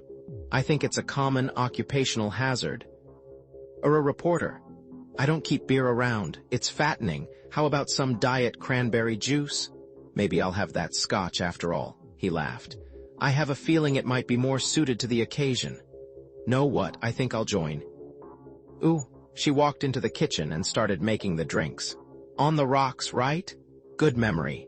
Stone, I asked you down because I've got to make a big decision. She was bringing the drinks into the living room. Tonight, you're the closest thing I've got to a knowledgeable sounding board. You have some idea of the risks and rewards here. So do I check into the Dorian Institute and let them start injecting doctored-up stem cells into me or not? Turns out that's what Van de Vliet wants to do. We're in worse trouble than we thought. He took a scotch. You've at least seen the place. I don't have a shred of actual physical evidence that those clinical trials are producing results. I can make inferences from what I see on the website, but it's nothing you can take to the bank. He ventured a sip, then looked up. By the way, did you get a chance to ask about the patient who got dropped? Oh shit, I forgot. She sighed. There was so much going on with Mom and all the rest that it completely slipped my don't worry about it, he said with a sigh. Come on, ally, she thought. This could be really important. You've got to get focused. I'll try to remember tomorrow. I do think it's kind of vital, but be careful not to mention my name. I've just acquired some problems of my own with the Jerex Corporation. What kind of problems? Let me take a rain check on answering that. Safa is to say, they're not thrilled about the idea that I'm doing a book in which they're prominently featured. He paused. Look, Ally, there's a lot going on here, including that patient who was dropped for some reason that nobody wants to disc. Lowe's, but if you do decide to do it, you couldn't have a better physician. Carl van de Vliet is quite possibly the world's leading researcher in stem cell technology. On the other hand, this is the first time there have been actual human trials. If anybody tells you there's no risk, then they're not behaving ethically. Well, the way things stand now, I'm due out there at the Institute at 10 a.m. tomorrow. If I want to, I can be formally entered into the clinical trial. It's on the spot. I've passed my qualifying exam. You know, the trials are almost over. It's like they're taking you at the last minute. That's what he said. I'm going to be the last. Whatever. My friend Jennifer just called me a guinea pig. Van de Vliet also said I'd have to stay out there for at least a couple of weeks, probably longer. That's going to be a bloody drag, since things are really busy down at CD Space now. Ally, given what I know or don't know, I don't have an entirely good feeling about this. It could be they're hiding something, but I don't have a clue what it is. It's quite possibly connected to that patient who got terminated, and when I tried to raise this with Jerex's attorneys, no less person than Winston Bartlett himself went ballistic. What are you saying? That I shouldn't do it? Hey, I can't make that decision for you, but one possibility would be to just play along for a day or two and see if you can. And find out a little more about what went wrong with the patient who was dropped. Stone, that's maybe a little paranoid. Couldn't a single patient have been dropped for a whole bunch of different reasons? Of course, but it's not that simple. Patient was dropped from the Jerex clinical trials, and there was no official reason given in the data file. It made me curious enough that I had our paper's attorney pass along a question about it to their attorneys. That motivated Winston Bartlett to come personally to threaten me. So why is a guy who runs a huge conglomerate suddenly afraid of one tiny question? Is there some problem, some reaction to the procedure that they're terrified will come to light? Ultimately, millions and millions of dollars are at stake. I want the book I'm writing to tell the whole story, not just the part they'll want to have told. That's why God put reporters on Earth. Shit, Stone, I'm glad you're here. I think I told you on the phone. I had someone I loved very much disappear on me some years ago, and I'm feeling very alone at the moment. She looked him over. Okay, I'll ask. We're adults. Are you married, divorced, attached, unattached, seeing some? One, alone and suicidal. What? I mean, where do things stand here? Where things stand is that I'm very happy that I stumbled into you after all the years. And yeah, I've got a little history. At least I'd like to think so, but nothing is going on at the moment. Then he told her about Joyce, the divorce, Amy. And what was that you said about having somebody disappear on you? He studied her, reaching back for the feelings that were still buried. Seeing her was bringing it back. What did you mean by that? Disappear like a missing person, or disappear as in up and split? Or, he was my husband, Steve, and he was a political consultant. He was in a single-engine Cessna that went down in the rainforest in Belize, and I miss him terribly. I'm so sorry, Ally. Nothing that's happened to me comes close to that tragedy. It gets worse. A few months before that, my dad had an accident with a Browning shotgun that was no accident. Jesus. What's that line about how the troubles tread on one another's heels? Was he depressed? I guess that's a stupid question. He thought he was going to lose his business, after a lifetime of work. What do you think? Ally, I'm really sorry. About all that? Well, I suppose it could be worse. As I recall, you never knew your dad, did you? When am I going to tell her the truth? He asked himself. Let's get off the history topic tonight, what do you say? We'll both get our cell. Was depressed. Agreed. She sipped at her scotch. So, you're saying I should play along and see if I can find out something about this discharged patient, the mere mention of whom causes grown millionaires to become unhinged? It's what Sla would do, he said, finishing off his scotch and settling the glass on a coaster on a side table. Then he got up. I have to tell you, Ally, you look awfully tired. I'd love to be responsible for keeping you up all night, but But that would be a humane act. It might remind me of a time long ago and not so far away, she said with a faint smile. But you're right. When I get this tired, I can precipitate an episode. I'd offer to drive you out there too. But that would just get you in trouble. They probably have orders to shoot me on sight. I'm the #1 persona non grata with the top management of the Jerex Corporation at the moment. So I'm the last person you want to be seen with. Right now, the only way you're going to find out what they're hiding is if nobody suspects anything, which means you've got to show up alone. Maybe that's true, she thought, but you're a person I'd like to be with tonight. Thanks for coming over. She walked over and pecked him on the cheek. Vulnerable tonight, she told herself, wanting to ask him to stay. Don't start making any big life decisions. Chapter 17.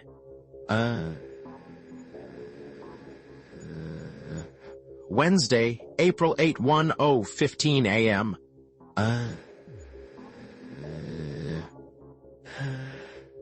Ally was walking down the second-floor marble hallway of the Dorian Institute, feeling a mixture of hope and dread.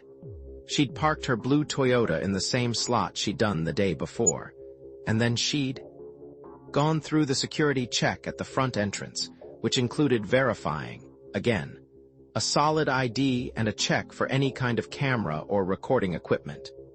Maria did not come along. She was using this as an occasion to have some well-deserved time off with her grandchild. The caregiver was giving herself some care. The downstairs foyer had been empty except for security and staff, and she'd paused just long enough to sign in and ask the receptionist at the central desk which room Nina Hampton was in. Was her mother going to be as enthusiastic about being here today as she'd been yesterday? Truthfully, just to see her spirits immediately improve yesterday was a high in itself. But who knew? Maybe she could be helped. I think let me check. She'd pulled up a computer screen. Right. Mrs. Hampton is in room 213, second floor. She'd looked up and smiled. Your mother, I assume. She's quite a card. I hear she's due. Very well. You can use the elevator over there. I'll take the stairs, Ally had said. They were wide and blue marble and had a kind of splendor as they seemed to literally flow down from the upstairs landing. I didn't have my run this morning. The marble hallway upstairs showed no signs of use. The place felt more like a grandiose palace from another time than a hospital doing cutting-edge research. There was a nurse's station at the far end of the hall and 2 women were there in blue uniforms. Other than that, however, there was nothing to suggest the Dorian Institute was a medical facility. It could easily have been an exclusive resort hotel. It didn't feel medical or aseptic in any way. Stone should see this, she thought. He'd definitely be impressed. Driving out this morning alone, she'd been thinking about him a lot. There was something about him that was different from what she'd remembered over all the years. He was as serious as ever about his work, but she suspected he might possibly be more fun now that he seemed to have lightened up some. He used to be wound extremely tight. In any case, she was finding herself surprisingly happy to talk to him again, whether or not it went any further. But was his concern about the mysterious terminated patient justified? And what, if anything, did that have to do with her? She was still musing about that when she heard the Spanish-language TV going in room 213, even before she touched the doorknob. That's a good sign, she thought. She pushed open the door and strode in. The room was decorated in earth tones, including a lovely brown hand-woven carpet, which had Indian symbols in it, probably Navajo. The bed was a single, but it was faux early American, not a hospital bed. Again, the place felt more like a resort than a research institute. Nina was sitting up, leaning against the headboard and wearing blue silk pajamas underneath a white bed coat. Mom, how are you feeling? You look great. It was true. She was wearing a lull complement of makeup and her hair looked like it had been newly washed. Whatever else was going on, the Dorian Institute was making sure patients looked their best. Do they have a beautician on staff? She wondered. Also, there was a sparkle in her mother's eyes that she hadn't seen since before her father died. "How does it look like I'm feeling? Nee?" Anna reached for the remote and muted the sound from the TV. "Yes, that old twinkle is definitely there. Gee, I have to say that you seem a lot better than you did yesterday." It was true, thank goodness. She was having one of those urgent days. She laughed deep and resonant. "Ally, you have no idea. He started in with the injections yesterday evening after you left. When I woke up this morning, I could remember everything that happened yesterday. I even remembered. I was in this strange place. Try me. Ask me something and see if I can remember it. Go ahead, ask me anything." "Okay," she thought a moment. "It should be something easy. When was Dad's birthday?" "March 12th. She didn't Eva. "And hesitate. You'll have to do better than that." "How about my birthday? You couldn't remember it last week." Nina paused and looked disoriented for a moment. "Oh," Ally thought, "I pushed her too hard." It was October 3rd. A smile abruptly took over her face, as though she was experiencing a live breakthrough. "You were born at Roosevelt Hospital at 3:40 in the afternoon." "Mom, this is incredible." She was joyously stunned, though it felt like something resembling shock. "It's a miracle." "Your mother's responsiveness is impressive," Carl van de Vliet said as he strode through the open door, startling her. "Ellen will run the first battery of monitoring tests later this morning. Short-term memory and the like, but from all appearances, there's been a lot of tissue regeneration underway overnight."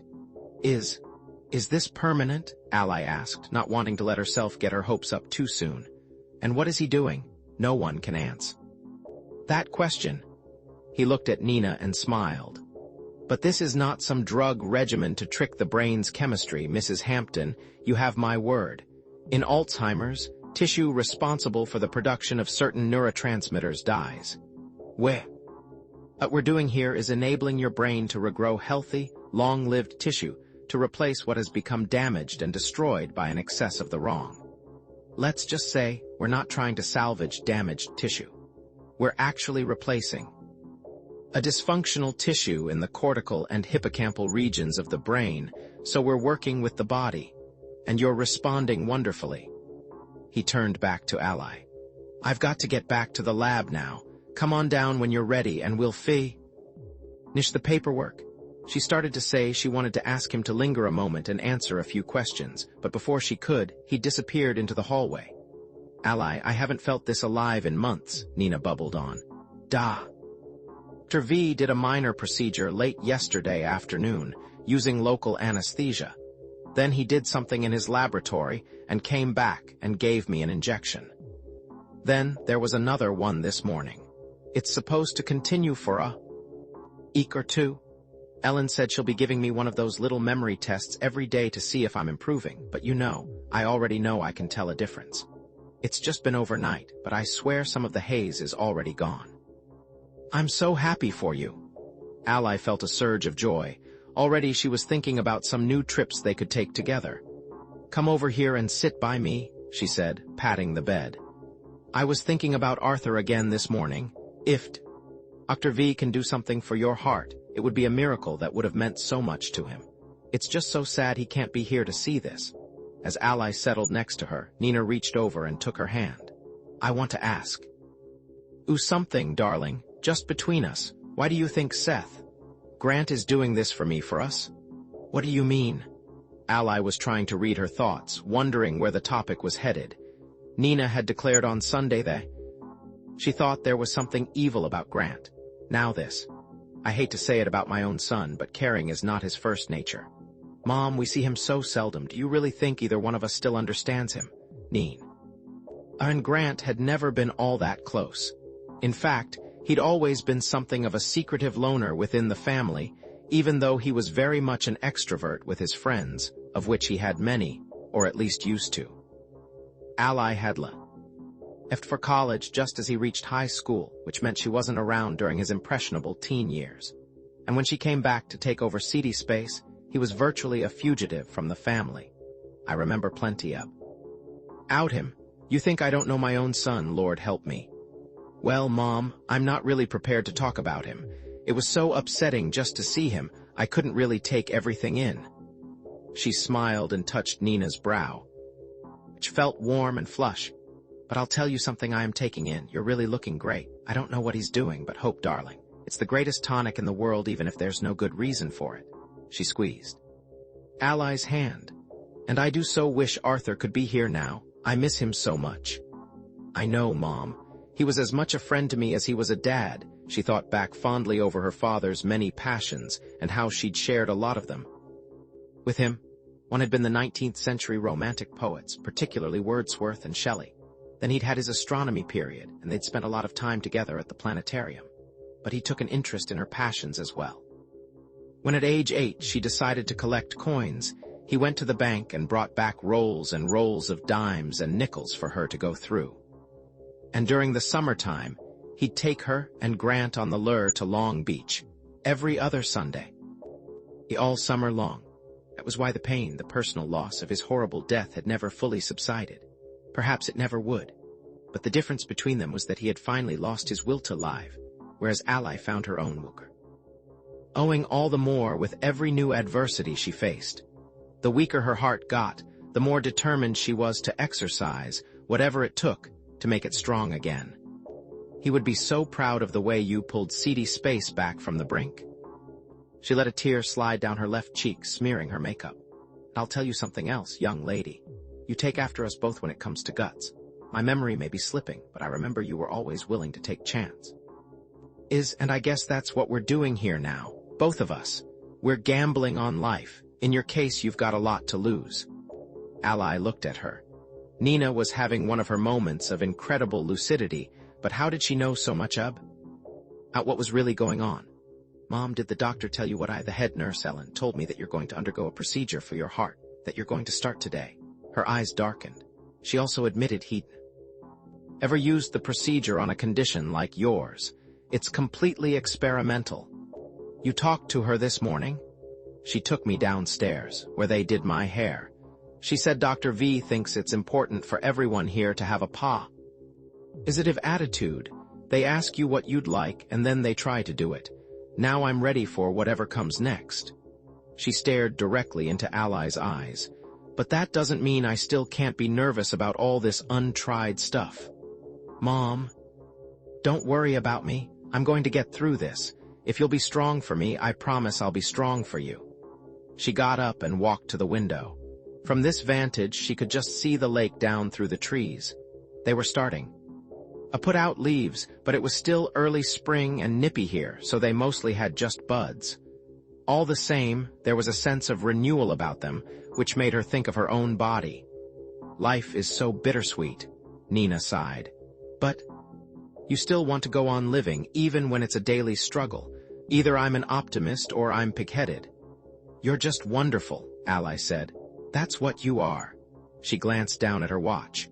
She was scheduled to meet Ellen O'Hara downstairs at 10:45 to fill out the paperwork that formally entered her into the clinical trials. If she decided to go ahead and enroll, this would be her last day of freedom. Tomorrow she would have to begin the intense phase of the therapy. Did she really want to do that? She wanted to talk to Van de Villiet one last time. Look, Mom, I'm going to be downstairs for a while now, but I'll come back up later. All right. Ellen said there's a little library here somewhere, so I may go down and look. I might even get something in Spanish to try and keep my mind alert. She sighed. Oh, Ally, I so want to be the way I was again. Pray for me. Ally knew prayer wasn't something her mother engaged in a lot. In fact, she'd always been a fervent agnostic. What had brought about the change?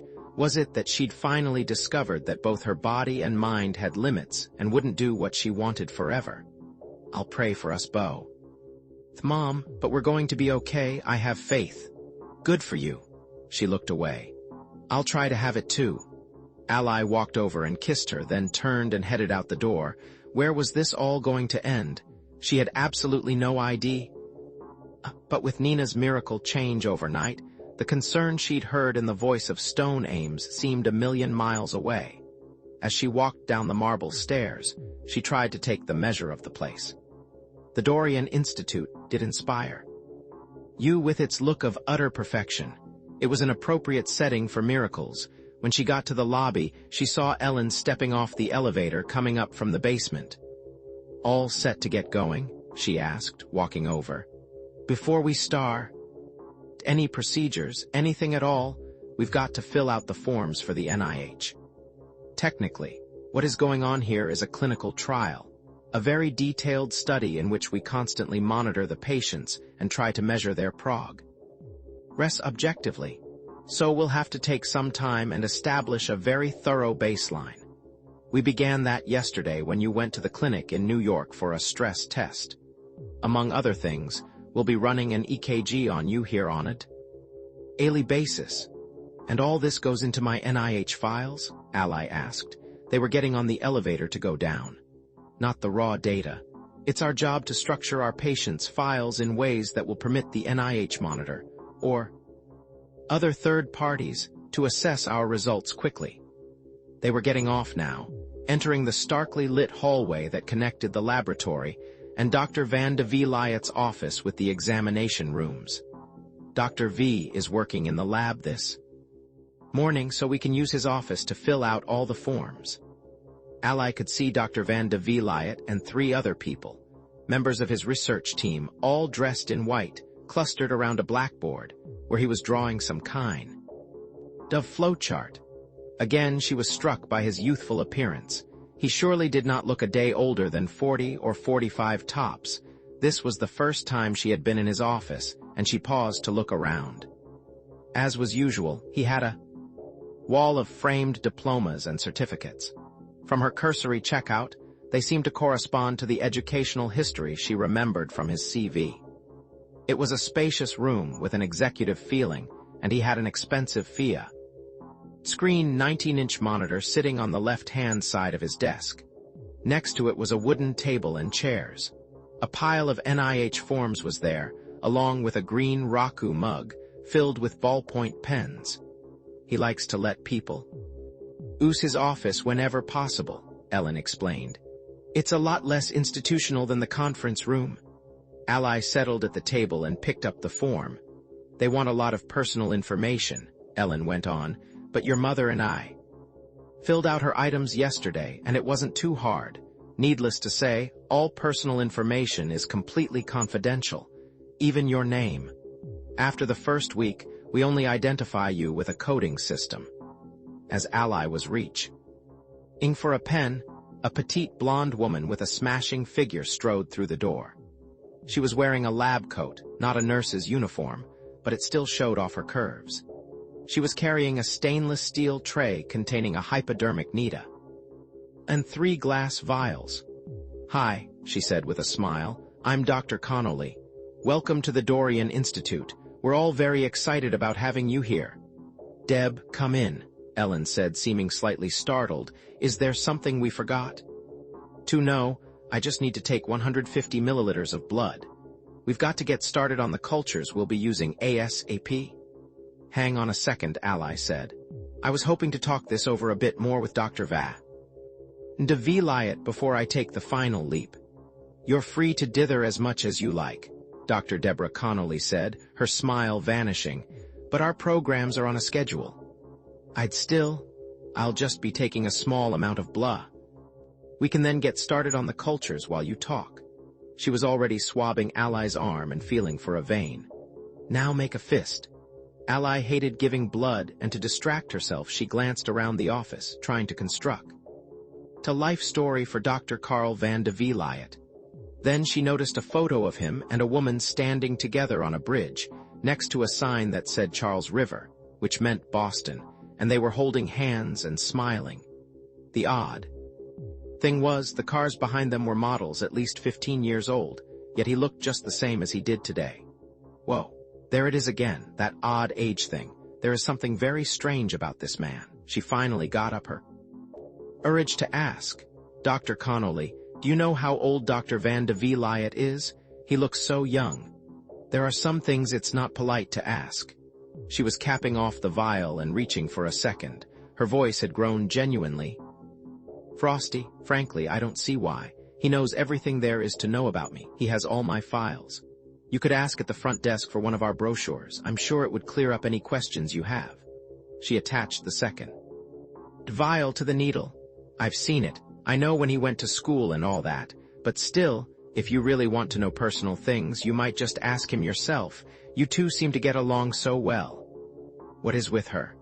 Ally puzzled. Why is she being so hostile and negative? And why that little jab about getting along? The truth was Deborah Connolly could have been a runway model, but in a lab coat, her blondness and figure just intensified her bitchiness. Okay. Maybe the question about his age wasn't overly relevant, more a matter of idle curiosity. But how did he do it? Every woman alive would like to know. Maybe the story Grant had told about Van de Vliet and his expery. Mental skin treatment was actually true. She hadn't put much stock in it at the time, but seeing him out here in the flesh. There's actually something else I was curious about. Was a patient dropped from the trials a few months? I was wondering if you could tell me anything about that. What have you heard that would make you ask such a question? Deborah Connolly's face went blank, but her blue eyes registered alarm. No one here is allowed to discuss specific cases. That would be a violation of NIH rules and highly unethical. What made you ask that question? Hey, why so defensive? Could it be Stone is on to something that needs more daylight? I did a little research on the Jerex Corp. Oration and... Then she had an inspired hunch. You know, the NIH has a website where they post all the clinical trials they have underway. This was actually something she knew to be true. She had used the site to look up information about possible clinical trials for Alzheimer's patients that might accept her mother. But she never could find any in the New York area that seemed to offer any hope. So naturally, your study was there. I like to know as much as I can about what I'm getting into. I've been to that website many times. The public part doesn't include, so has a patient ever been terminated? Ally cut her off, hoping to avoid being caught in a lie. If so, I'd really like to know why. No one is allowed to discuss any details of the clinical studies. She was capping off the last vial of blood, the 3 cylinders of red against the steel. I think I'm going to have a talk with Dr. Van de Vliet, Biff. Or I go any further with this program, Ally said, feeling her temper and her warning instincts both ratchet up. I feel like I'm being stonewalled. You're free to think what you like. Deborah Connolly had turned and was brusquely heading for the doorway when it was blocked by another blonde, this one in her late 50s, who was standing in the threshold and brandishing a black automatic pistol. Her eyes were wild. The security guard from the entrance and the nurse from the front desk upstairs were both cowering behind her. Where's Kristen? She demanded. Where's my daughter? I know she's alive, goddamn you. I've come to take her home. Chapter 18. Wednesday, April 8, 11:03 a.m. Who are you and how did you get in here? Deborah Connolly demanded back, ing away from the door and quickly settling her steel tray onto a table. Ally got the instant impression that Deb knew exactly who she was. The woman's hair was an ash blonde tint above dark roots and was clipped short in a curt style. Her troubled face had stress lines, and her heavy makeup reminded Ally of a younger Sylvia Miles, or perhaps a particularly intense real estate agent. Except that real estate agents don't charge in on you brandishing a Beretta. It's all been a lie, the woman declared, her cigarette-fogged voice shrill. If she recognized Deborah, it wasn't apparent. Ellen hit a button on the desk and spoke into the intercom. Dr. V, could you please come to your office immediately? It's an emergency. There's someone here who you're damned right it's an emergency, the woman barked at her. Hadn't you better give me the gun? Deborah asked, holding out her hand and stepping toward her. The woman turned and trained the pistol on her. Just back off, sister, and keep out of this. I know you work for him, but you're just a flunky. Then could you at least keep your voice down, Deborah Connolly said, her composure hard as ice. The jab had bounced right off. Underneath the beauty pageant exterior, she was all steel and sinew. There are patients upstairs. The hapless security man who'd been trailing behind the woman had gone over to the positive pressure door of the laboratory and was desperately banging on the glass and waving for Dr. Van de Vliet. A moment later, he strode out, still wearing his white lab jacket. "You," the woman hissed, turning to meet him. "You're the one who has her. You and that bastard Bartlett." "Madam, I must ask." "Cue to leave," he said warily as he came up to her. "Immediately." He glanced down at the pistol. "Otherwise, I'll have to call the police." Although he was giving the impression that the woman was just an anonymous annoyance, Ally was sure she ought a glimmer of recognition and a patina of poorly disguised panic in his eyes. "I want to see Kristen, damn you. I want to know what you've done with her." "To her? You and that bastard Winston Bartlett who got her into Kristen?" He seemed puzzled, then he appeared to remember. "There was a patient here briefly a while back who I believe was named Kristen Starr. That's right, you fucker.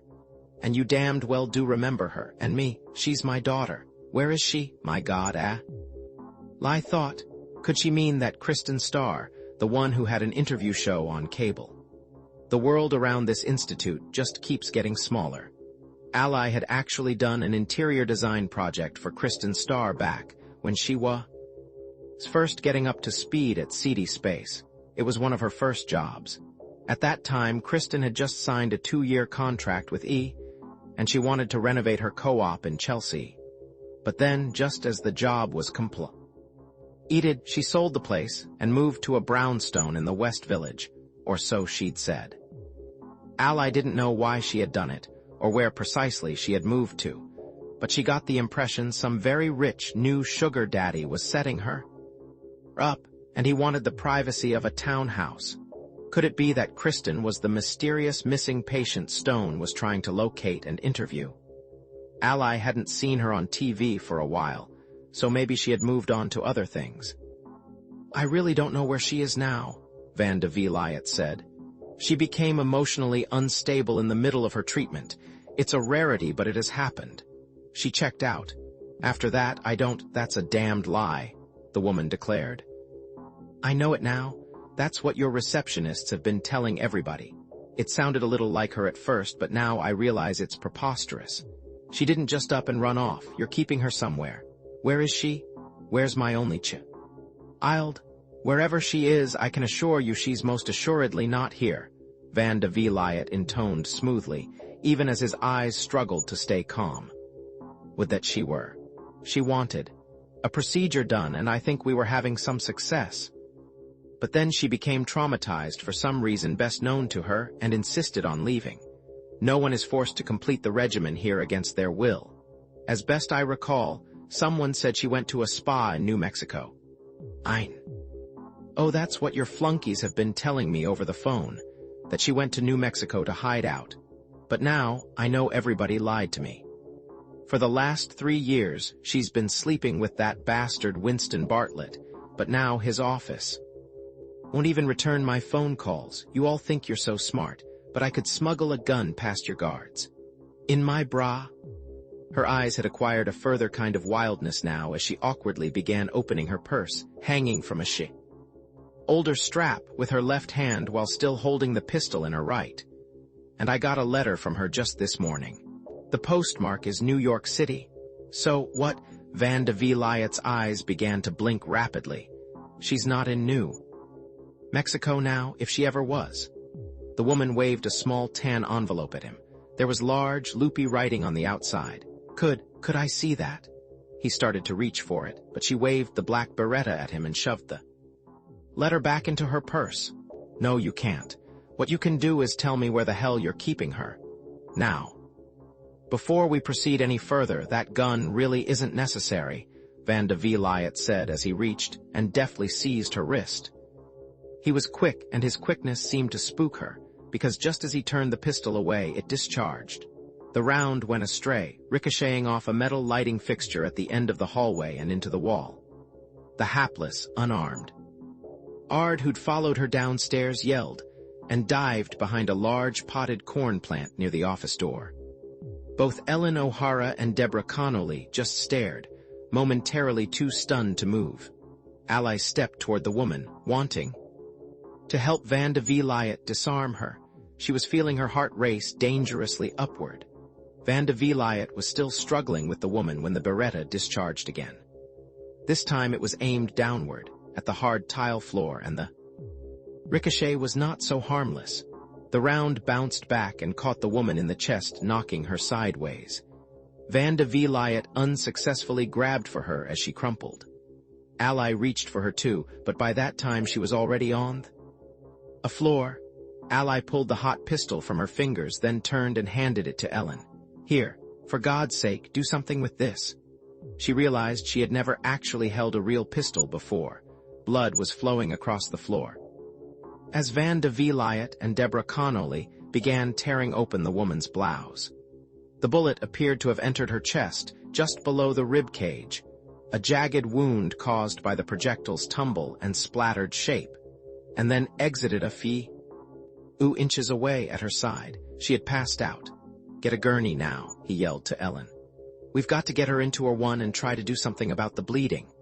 My God, Ally marveled what desperation drove her to threaten him with a gun when she obviously didn't know the first thing about how to use it.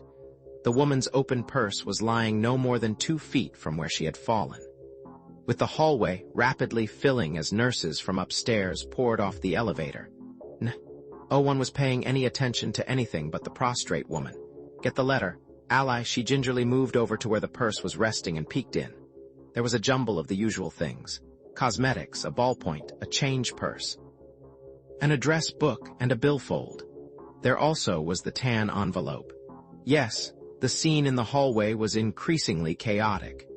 2 of the researchers from the laboratory had come out in their sterile whites with disinfectant and a roll of bandages. They began to bind her wound to stanch the bleeding. Her eyelids fluttered and she groaned.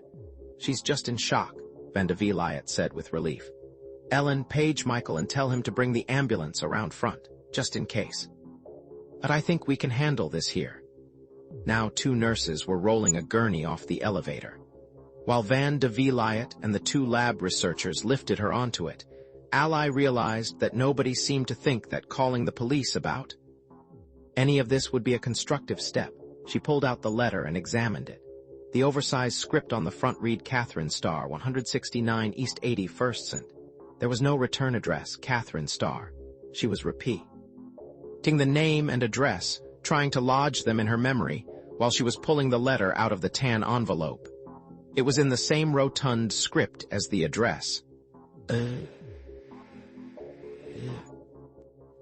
"Dear whoever you are, I think you read my mother, but I'm not sure. Please help me. I don't know where I am or what my name is. But I found a bracelet with star on it and I looked in the phone book. Your name sounded kind of familiar. I think I'd better take that," Van de Vliet said, lifting the letter out of Ally's hands. "All her personal effects should be kept with her." "Dr. V or 1 is open," Ellen was saying as she marched down the hall toward them. "Deborah has the Roman 4 and oxygen ready." "Good," he said, glancing at her for a second. As he did, Ally reached into Catherine Starr's purse and palmed the small black address book. Then Van de Vliet turned back to her.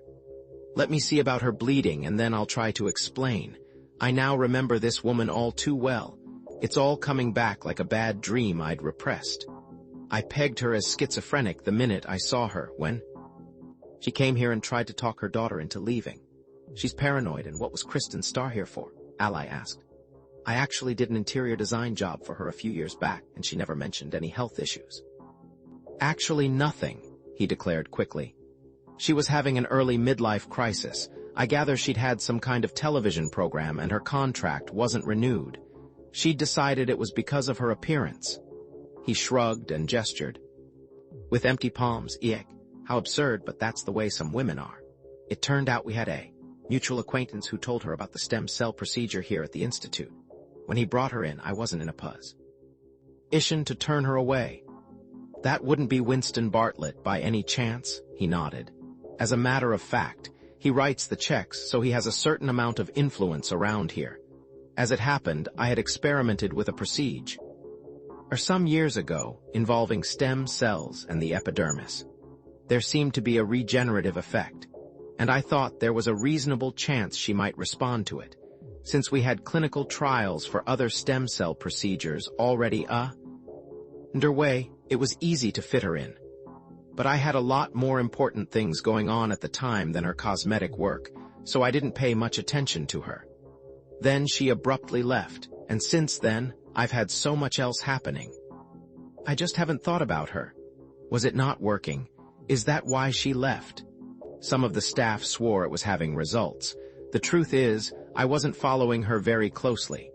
In my honest opinion, stem cell technology shouldn't be used for cosmetic purposes. It borders on the obscene. Well, Ally thought, according to Grant, you experimented with a procedure for the skin on yourself, and you've got the youthful-looking skin to prove it. Let's not have the pot calling the kettle black here. But if it was working, then why did she decide to stop? This story sounds way too pat, she thought. You'll have to ask someone closer to her. Maybe she didn't think it was. How about Winston Bartlett? I gather he's pretty close. Well, she's a touchy subject with him. Good luck. Van de Villiet hesitated and his face flushed. But now I really have to get in there. I'm responsible for whatever happens around here, particularly whatever bad that happened. He was heading down the hall. One last thing. If Kristen is here in New York, then how could I contact her? I have absolutely no idea, he said over his shoulder. If her own mother couldn't find, actually, you might check with the front desk. All clinical trial participants are here under a confidentiality agreement, which means that giving out any information about her would be a liability issue. But now, see if they have a prior address they can give you. After she left, it never occurred to me to pursue her. He was going through a door marked or one, but then he revolved back. There was a darkness in his eyes she hadn't seen before. I guess I'm wondering why exactly you're interested in this deranged girl. It has no bearing whatsoever on your own treatment. It's just something I'm curious about. She stopped, her emotions in a jumble. What is going on? You know, I'm wondering if maybe we shouldn't start my procedure later in the week. All this, guns and shooting, is a bit much for me to take in. She looked at him. I guess I can't remember ever seeing anyone pull a pistol on their doctor before. I can understand. You're disquiet, he said, his eyes dimming even more. But I'd really hoped we could get started today. I should be free in an hour or so, and I've given the blood sample you wanted, but I've just had the fright of my life. I want to go up and see Mom again, and then I want a day to recharge. Get hold of Stone, she was thinking, and then try to find Kristen. Something feels very non-kosher here. Just be aware, he went on, that this procedure can't wait forever. I told you that we have less than 3 weeks left. At the end of the month, the clinical trials will be completed, and this facility could be temporarily closed because of corporate restructuring. What is he talking about? Corporate restructuring? You repressuring me again, she thought. I really don't like that. It can wait for a day. All right, if you must, but that's it. We have to start tomorrow, seriously. He came back and reached and took her hand. This means a lot to me, Alexa. I really want to help you, and I truly think we can. With that, he turned and walked into the OR. She stood watching for a moment, and when he was definitely gone, she took the small black leather volume out of her waistband. On a hunch, she opened it to the first page and, sure enough, there it was, penciled in down one side. Christie 555-1224. No last name and no address. The rest of the book had only a dozen entries, so few that Ally wondered why Catherine Starr bothered carrying it. Compulsive, maybe. She couldn't wait to get to her car and get on the phone to Stone. Kristen Starr could well be the mystery patient he was looking for. In any event, she was missing, freaked out, unsure who she was, and probably in a lot of trouble. But now they had a phone number. Chapter 19. Wednesday, April 8, 12:32 p.m. You think you've got what? Stone Ames sounded like he'd just won a lottery. For the patient who was terminated, my God, Ally, you're incredible. Possibly. But what I know I am is very worried. For one thing, if this is the person you're looking for, the one who got dropped from the trials, it's somebody you probably heard of. And for another, I've just had a series of very disturbing experiences. She'd called him on her cell phone the minute she cranked up her Toyota to return to the city.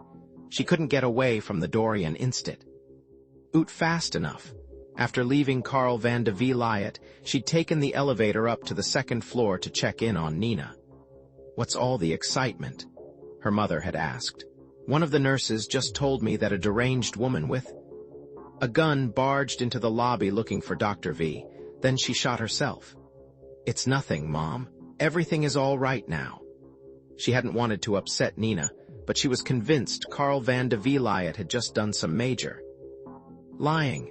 His uneasy body language told her he knew a lot more about Kristen Starr than he was admitting. For that matter, Deborah Connolly probably did too. "Well, thank goodness," Nina had said. "Are you going to start the procedure for your heart today?" "Not yet. I want another day to think about it, but tell me how you're doing really.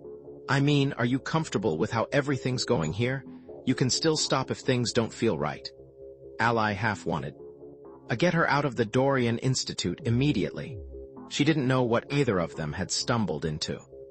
She just knew now that, along with the possibility of miracles, the Dorian Institute had a lot of questions that needed straight answers. She no longer trusted Carl van de Vliet.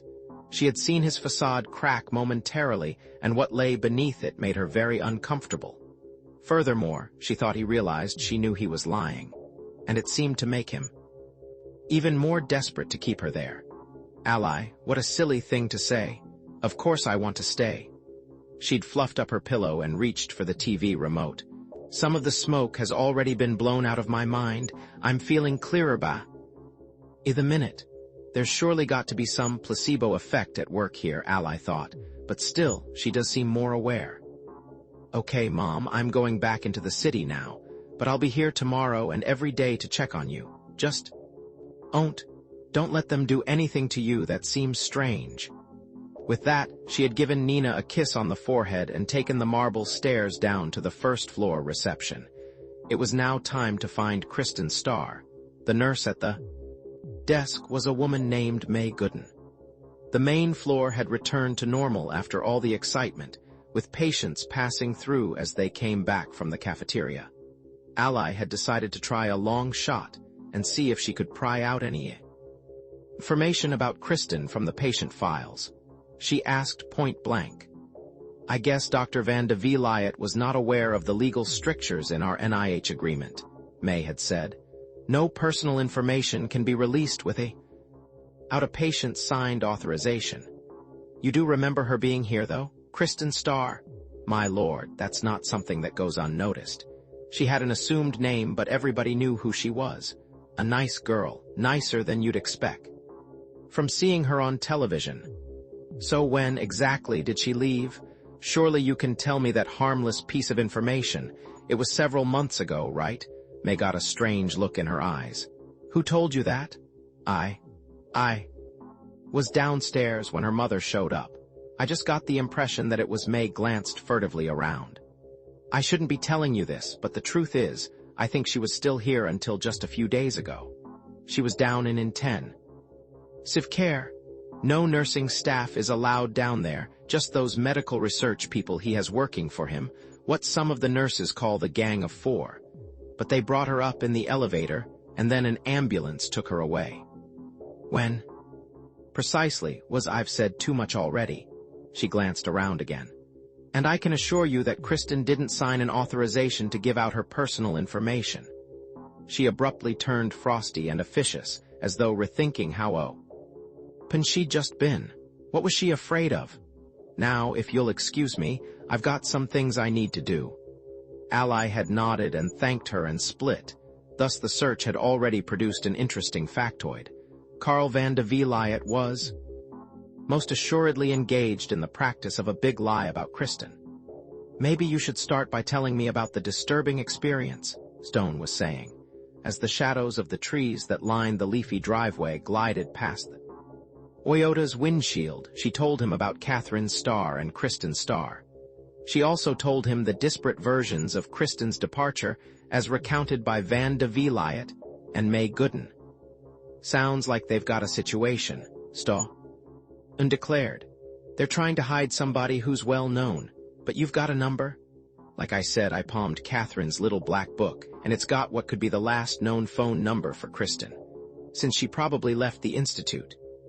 In an ambulance a few days ago. I doubt if she's at that number now, but it's someplace to start. I assume the area code is 212. There are reverse directories where you can find the address for a phone number, right? In fact, I think there's a site on the web that leave that part to me. If the number's still good, I'll have it in 5 minutes. Then I'll call you back and maybe you could meet me there, assuming it's somewhere in the city. Just give me your cell number. She did, and N clicked off the handset. My God, she thought, that's the first time I've given my number to a man not a business acquaintance since Steve died. Okay, there were dinners with a couple of bachelor clients that turned out to be more than dinner. But neither relationship had lasted past a month. Both the men, nice guys, had complained she wasn't there for them, she wasn't, and had broken it off. She meditated on that as she went through the iron gates, which opened automatically, and headed down the leafy, twisting roadway leading to the expressway. She also found herself wondering what Stone Ames was really like. There was an openness now that made her feel comfortable, though maybe that was just his deceptive reporters. And his calculating way of getting below her radar. He definitely picked up a few social skills over the past years. God knows he needed them. Whatever was going on, it was good to have him around again. There was something different out talking to him than talking to Jennifer, though Ally wasn't quite sure what it was, and she was afraid to think too hard about it. But whatever that difference, it was one of the million reasons she so missed having Steve around. Because if there ever was a time when she needed somebody to talk to. Why am I thinking all this? She chided herself. I'm trying to psychoanalyze him and put him in a category when I don't know the first thing about what he's actually turned in. To after all this time, is all the warmth and sincerity for real? Back in the old days, he'd make nice whenever the stakes were low, but then when he had something on the line, he'd push as hard as he needed to get what he wanted. Well, she reminded herself, I'm that way too.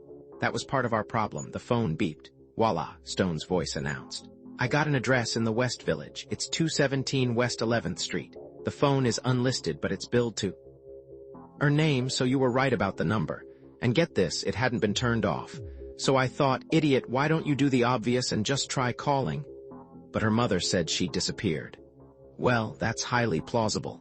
There's an answering machine there with a very strange message. It doesn't give a name, but it's a woman's voice, and it's like a cry to cur. She's away, but she, quote, can't say where. You should listen to it. Greenwood Lake Road had now become Skyline Drive for no discernible reason, and the traffic was picking up. Ally put on some speed and passed a truck. I'll do that. But we don't actually know for sure if it's the same Kristen Starr, though it surely has to be. Did you recognize her voice? I've never watched her cable show, I just sort of know who she is. But you'd better listen to her announcement. How could there be two screwed-up young women named Kristen Starr in the same town, even if it is New York? I'll listen. It's got to be her, though. Give me the address. She hesitated a moment after he did then. Would you like to meet me there? I think I could probably make it in an hour or an hour and a quarter to be safe. We could ask around. See if anybody in her building or the neighborhood has any idea what's going on with her. Maybe somebody's seen her. I was supposed to head into the office, but nothing could keep me away, he declared with enthusiasm.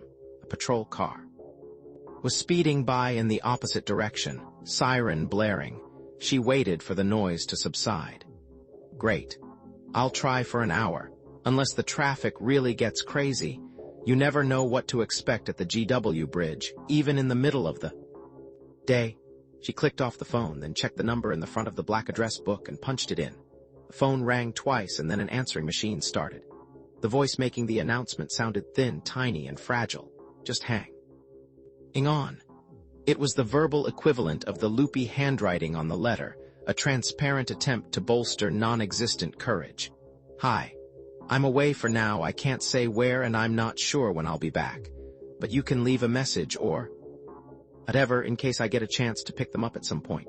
Or you don't have to, that's okay too. What an odd thing to say, Ally thought. It's like she is trying not to sound too needful, but it was definitely the Kristen Starr slightly ditzy tone was right there. Next came a long series of beeps as the machine proceeded to rewind. This is surreal, she thought. I'm about to leave a message for a person who's God knows where.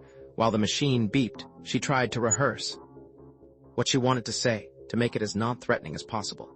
Finally, the machine stopped rewinding. Kristen, hi, my name is Alexa Hampton. You may remember I did an interior design job for you when you lived in Chelsea. CD. Space, I just met your mother. She got your letter. Should I tell her about the gun accident? Ally wondered. No, she's weirded out enough already. Your real name is Kristen Starr. You seemed a little confused about that in your letter to her. Which I read part of. You'd been at the Dorian Institute in New Jersey. Listen, it's really important to me and to your mother that you get in touch. I'd like to help you if I can, because from what I saw of your letter. Anyway, let me give you my cell phone number. If you pick this up, you can call me anytime, night or day. It's how did you get this number? A frightened voice burst through. Ally recognized it, though it was nothing like the one she remembered from. A confident, brassy TV personality that Kristen used to be. I just got away and came here, and right after I got here, someone called my machine and then hung up. Are you tracking me? Who are you? Ally was so startled she couldn't think of anything to say immediately. Kristen, is that you? I just saw your mother. I got this number from her. She came out to the Dorian Institute looking for you. She's very worried about you're lying to me. You're trying to trick me and get me back. She was breathing heavily, as though she'd just run a set of stairs. This is a person just barely holding it together, Ally thought. Anyway, Kristen is not my name. My name is Kirby. They wrote it down for me and I'm very confused. I found a bracelet in my suitcase that had Star on it. Maybe that's my last name. It sounds right, but I can't remember. You don't remember having a show on cable. I think I knew someone who had a TV show, but I don't think it was me. Kirby. Or whatever you're. Listen carefully. I think you were undergoing an experimental procedure for your skin at a place in New Jersey called the Dorian Institute.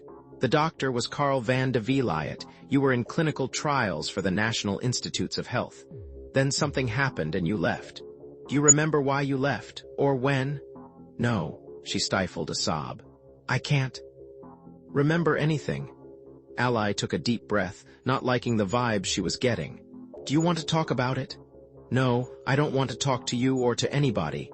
I got out of that place and that place, Ally asked. She was being passed by a huge bus and she could barely hear. You mean the institute? You know where I mean. And don't come looking for me down here either, because I'm not going to be here. Jesus, Ally thought. What's with her? Chris Kirby, I'm not connected with anybody at the Dorian Institute. I'm supposed to become a patient there myself. I'm just trying to find out what happened to you when you underwent your treatment there. I can only remember little things. She was moany. There was this man. He said I could have anything I wanted. I trusted him. And now, I see faces, but I can't remember who. Kristen, that's your real name, by the way. Can we meet? I promise you won't be harmed. You don't understand, do you? You don't know what's happening to me. Her voice had begun to break. It's the beta. I don't know how long it's going to be before what? What beta? What are you, Kristen? We've really got to meet. I desperately need to talk to you. Maybe we could find another doctor if that's what you need. Could I come down? I have no idea who you are. You could be. He says they're trying to help me, but I'm not getting any better. Ella was pulling onto the interstate, heading south. It was hard to concentrate on driving, but at the same time she wanted to push the speed limit. Kristen sounded like she was getting ready to disintegrate or flee. Then she had another thought. Kristen, it's okay if you don't trust me, but could you tell me more about your side effects? Are they? I think that's why he moved me to that place. But then she was growing even more agitated and impatient. Look, I really can't talk anymore. I'm losing her, Ally thought. Try to make her hang on. Kristen, would you please take my phone number? You sound like you could use a friend. Oh Christ, I'm so scared. I don't just take it. No harm. Then if something happens and you want to, all right, she said finally. Tell me and I'll write it down.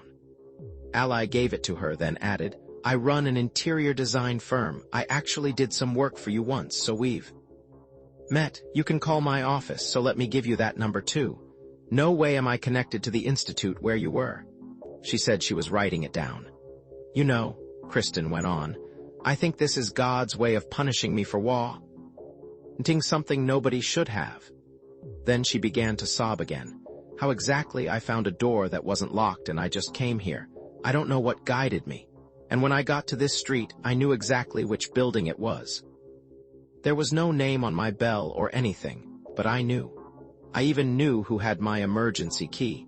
It's like I have a sense memory of this apartment, but I can't remember ever actually living here. Your name is Kristen Starr, allies. Ed again. Try to remember that, and will you please stay there till I can get there and talk to you? Then she made what she immediately realized was a fatal mistake. There's a reporter, a sweet guy who's doing a book about a medical procedure at the clinic where you were, and he's dying to talk to anybody who's been part of the clinical trials there. Could he talk to you too? It sounds like you've got quite a story to tell. You've got to be kidding. If they find me, I don't know what they'll do. And the connection was severed. Shit, don't do this. She quickly tried the cell phone number for Stone Ames. It's me again. Listen, she's actually there. Kristen's in the apartment on West 11th Street. I just got off the phone with her. She's the one you want. But she's like a frightened rabbit. She said she was about to leave, but if you get there soon, you might be able to catch her. Damn, we're stuck in traffic at 59th Street. There was a fender bender on Lex, but I'll get there as soon as I can. Okay, maybe get your driver to try 5th. Good idea. She clicked off and stared at the road. The George Washington Bridge was just ahead, if she broke the speed limit once. He hit the West Side Highway and caught the lights right. She might even beat Stone there. Chapter 20. Wednesday, April 8, 12:34 p.m. WB. We've got a problem, Carl Van de Villiet said into the microphone. He was in his private office on the scrambled video phone. Kristen's mother showed up just before noon with a pistol, demanding to know where she was. When I tried to take the gun away from her, she accidentally shot herself through the side. Fortunately, it was only a flesh wound, but it took us almost an hour to stabilize her. Christ, even Christy thinks she's crazy. Why did she?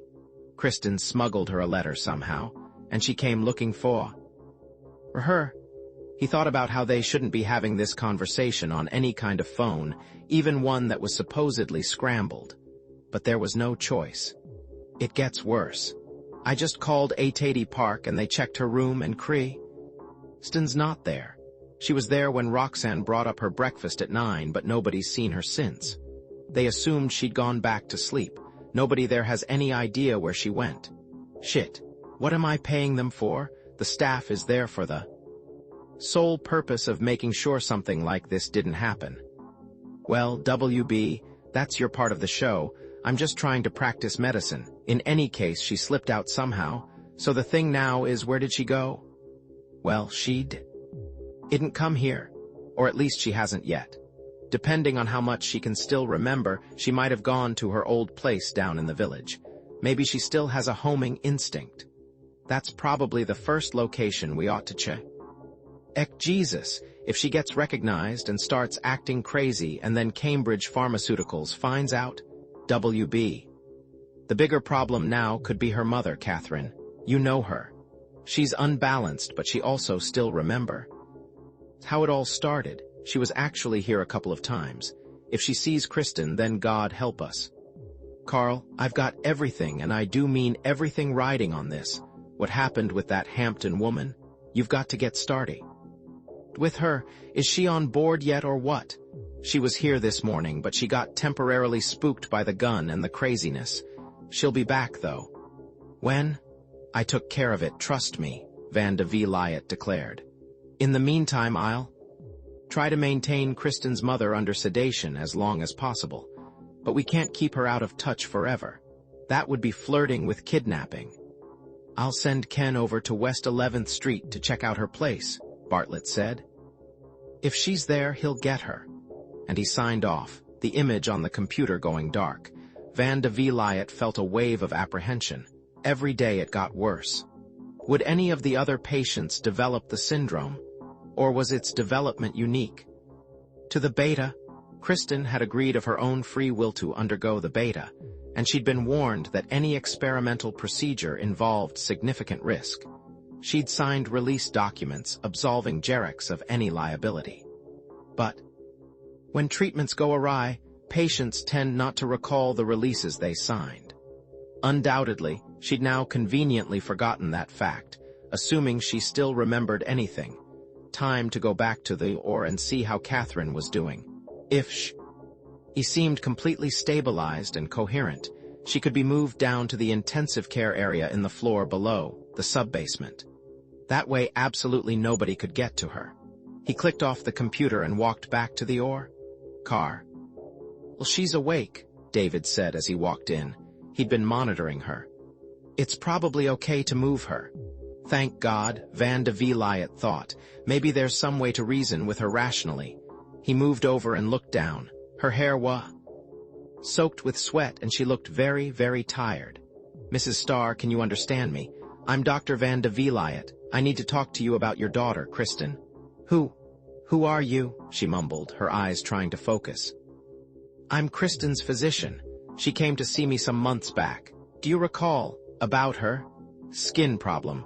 I seem to remember you came here with her at one point. She stared at him mutely for a moment, then closed her eyes and nodded.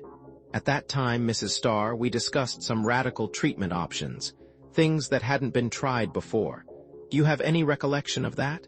She opened her eyes again and stared at him, trying to focus. You said she'd be all right, she mumbled, slurring the words. Then your receptionist told me she'd gone to New Mexico, but I got a letter. That story was to protect her professionally, he lied. She was afraid the press might find out she was here and start speculating about her health. But now she's in the post-procedure phase of treatment. It may be a while longer before she's able to return to the normal life she's used to. She's okay, isn't she? Came a plaintive, slurred mumble. In her letter, it sounded like she'd lost her memory or something. She didn't sound right. It was a question that cut him to the core. Mrs. Starr, I think we should focus on you right now. You've had a traumatic episode and you've injured yourself pretty seriously. You may have to stay here at the Institute for a few days so we can take care of you. He took her hand, which felt deathly cold. Tell me, is there anyone we should notify of your whereabouts so I won't be alarmed? There's an address book in my purse. Her eyelids flickered. Those are all people I'm close to. I just want to sleep. I can't think now. Good, he thought. The sedative is finally kicking in. All right, you need your rest. We'll talk about this later. He turned and picked up the purse at the foot of the bed. But when he searched inside, he didn't see an address book. Where was it? He wondered. Alexa Hampton had started reading Kristen's letter, which probably was part of the reason she got uneasy. Did she make off with the address book? But why? It didn't matter. She would be back if Deborah had done what she was supposed to do. David, have Mrs. Starr taken downstairs. I need to see Deb. You've got it. Van de Villiet went down the hall and then through the heavy steel airlock and into the laboratory. Deb, can I have a word with you? He motioned for her to follow him to the computer cubicle in the back, past the head-high racks of solvent vials and the giant autoclave. Is she going to be okay? Deborah asked. I think so. It's in her interest that we keep her here and away from a hospital. Gunshot wounds raise a lot of questions. I seriously doubt that. That pistol was licensed in her name, given how little she seemed to know about its operation. He settled into a chair and began stroking his brow. Did you manage to take care of that matter with Alexa Hampton? She nodded. You know. Oh, she's not yet entirely with the program. Yes, but she will be. Putting her mother in the clinical trials was probably crucial, he grimaced. God, what a nightmare. A medical experiment that got away from us has turned into guns and virtual kidnapping and God knows what manner of felonies. If this thing gets completely off the track, we could all go to prison. But the real tragedy is that all the successful research we've done here will be buried in infamy. It's not. It going to turn out that way? The results here have been so spectacular. She was gazing at him with eyes that seemed too worshipful.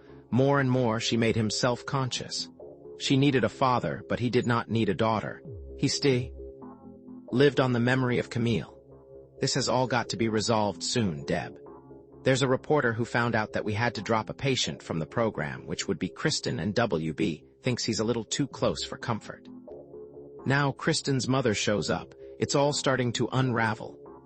Don't worry, she said, getting up. This Hampton woman is going to be back today, so I've got to get started on her blood. Chapter 21.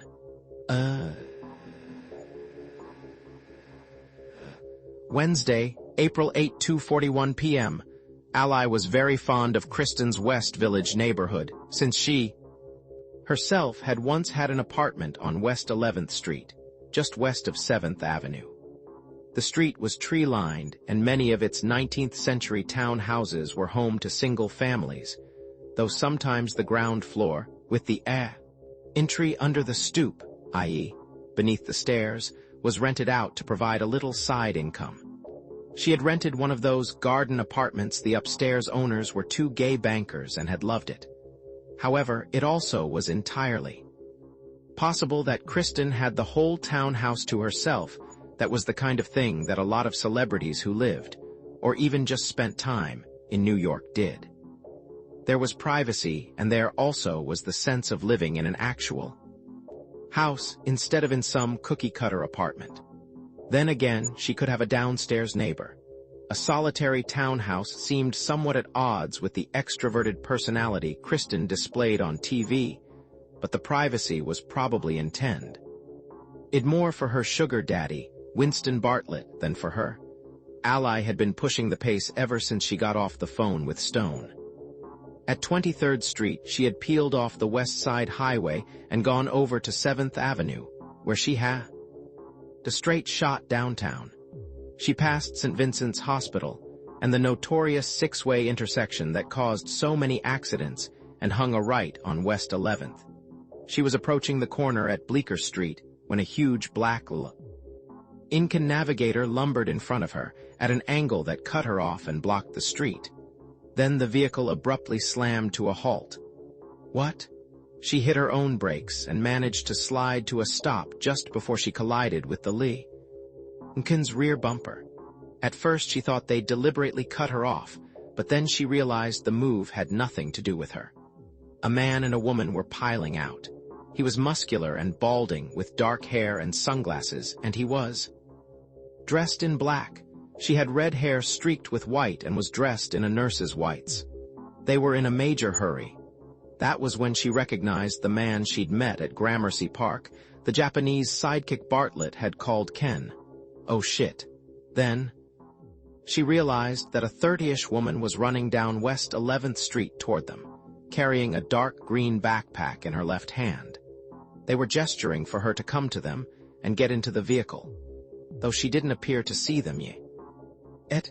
Halfway down the block behind her, a man in a tan flight jacket was running, calling out, "Kristen, wait, I just want to talk." The running woman glanced over her shoulder at him, and at that moment collided with Bartlett's flunky.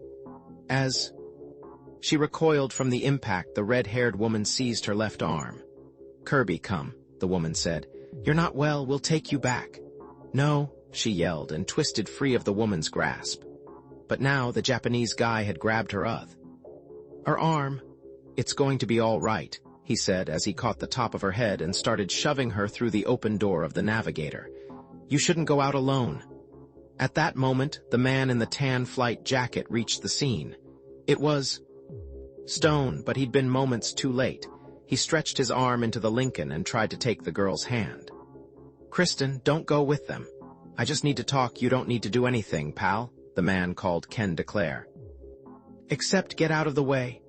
He chopped the side of Stone's neck with an open hand, sending him sprawling backwards onto the pavement, flight jacket askew. Now something odd was going on. Another girl was running down the sidewalk. "Christ! Wait, don't." But the red-headed woman had already gotten into the back seat of the SUV beside the girl, and the Japanese man was heading around the front. 3 seconds later, he was behind the wheel and peeling out. They were gone. Ally sat watching, stunned. But now a Chevy sedan was departing a parking space 3 cars down from where she was, and she quickly pulled in. By then, Stone Ames had picked himself up off the sidewalk and was gazing wistfully in the direction of the vanishing Lincoln. The girl who'd been behind him stopped and was talking to him. Ally quickly locked the Toyota and went over. "But why did she run?" Stone Ames was asking. He was disheveled but then being slugged and knocked to the sidewalk takes a toll on anybody's poise. "She didn't know who you were." The girl replied she looked like she would have been more at home in the East Village than here. Late 20s, tattoo on one bicep, eyebrows pierced, blue jeans. Hair needing a better day, she had serious acne scars on her cheeks. "I think she thought you were them, whoever they were." Ally looked Stone over and felt a surge of admiration. In spite of the fact he just got decked, there was an athletic feeling about the way he carried his body, as though he was ready to pounce on a news source. Only he just didn't pounce quite fast enough this time.